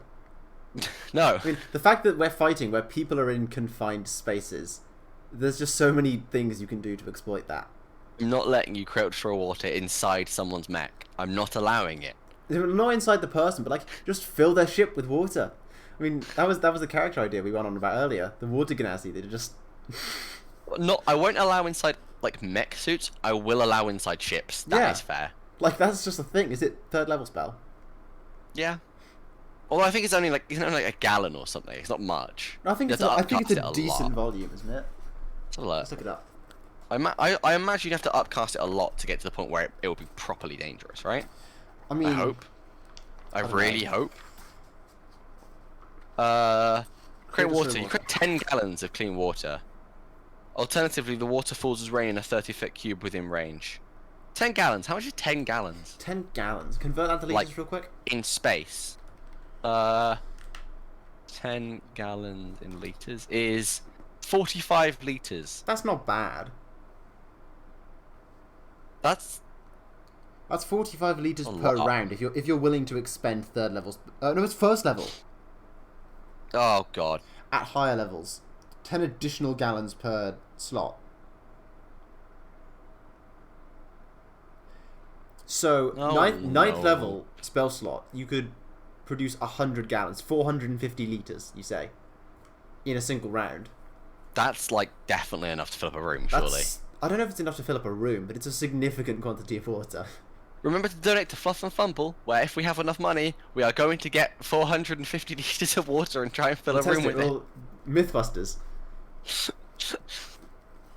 Oh god, we're going to end up mythbustering all these stupid ideas. Can you drown someone by filling their lungs with water? Okay, if we ever hit 1 million followers, someone can clip this, you can hold me to this. If we ever hit 1 million followers, we will experiment with how many rounds it would take using the spell Create, Destroy, Water to fill up a normal sized room and obviously you can just measure the room to do it, but we would also test it. We will fill the room. We would buy a room. We would cast Create, Destroy, Water, and you could actually calculate the physics on it in terms of if you had a hose pipe, because obviously we know the length of a round, so you could work out the rate of flow of water. 6 casting Create, Destroy, Water at 9th level, because you're creating that much water. Weirdly, that's not coming out your hand though. That's coming out of just a point you can see within 30 feet. In space, which is the great one, because the great thing with that is you don't even have to be on the boat at the time. You can just be near it. Yeah, but that's a range of 30 feet. You'd have to be close to the boat. Yeah, but you could be you know, close but not on it. Because you can just create it on the nearest point on their boat and stand True. on the very edge of your boat, and you can have essentially a 30-feet gap. You could do a Captain Jack Sparrow, swing onto their rigging, hold on, and just fill their ship with the water. Yeah. Well, I was thinking also if I played a villain, I could absolutely juke the players by doing the classic Jack Sparrow thing, where if they all board my ship to try and kill me, I can just take their ship. That is None the of them are thing on you were board. totally allowed to do. Because when you Give run them about a their ship ship with being a MacGuffin faster on than it. mine and I can stop them with spells, I was thinking, why can't I just do the classic Jack Sparrow, bring a decoy ship and just steal their faster ship? That's so hard. These are like beginner players. Yeah, I'm gonna bully them. They're never gonna want to play D&D again after this. But the thing Oh, is, it's not God. even bullying them with busted D&D builds. It's with like janky game mechanics and like It's not interesting even a janky ideas. game mechanic, it's a possibility. Yeah, it's interesting ideas, you know. I will nick your It's not like I'm entire going to vessel. build a really busted sorcerer build and then just destroy the new players. It would be, I would do things build that a they half could then. have thought of and they could have reasonably prepared for.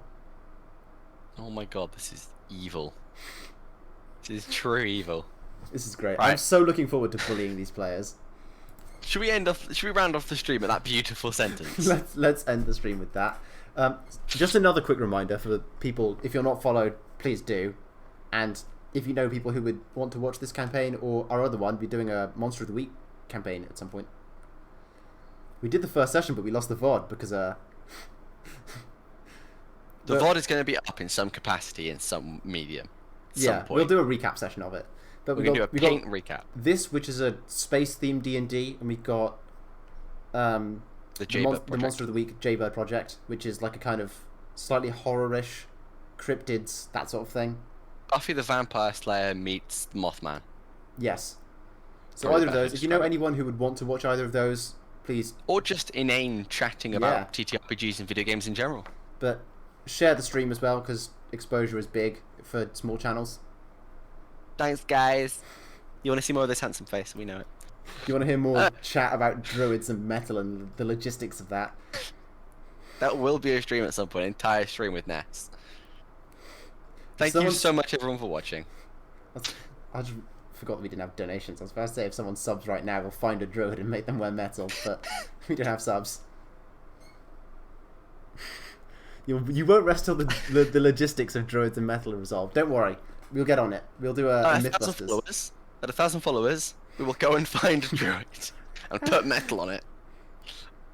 Ooh, Okay. follows. Someone actually followed. Thank you. Thank you for the follows, beautiful people. Thank Mwah. you, Sam, Love for you the all. follow. Yeah. And yeah, Tuesdays are going to be the TTRPG streams, and then weekends we also do gaming and inane chatter. In fact, if you come back on Saturday, we'll probably discuss the druids thing at great length. Yeah. Actually, that's a fair point. We'll go for that on Saturday.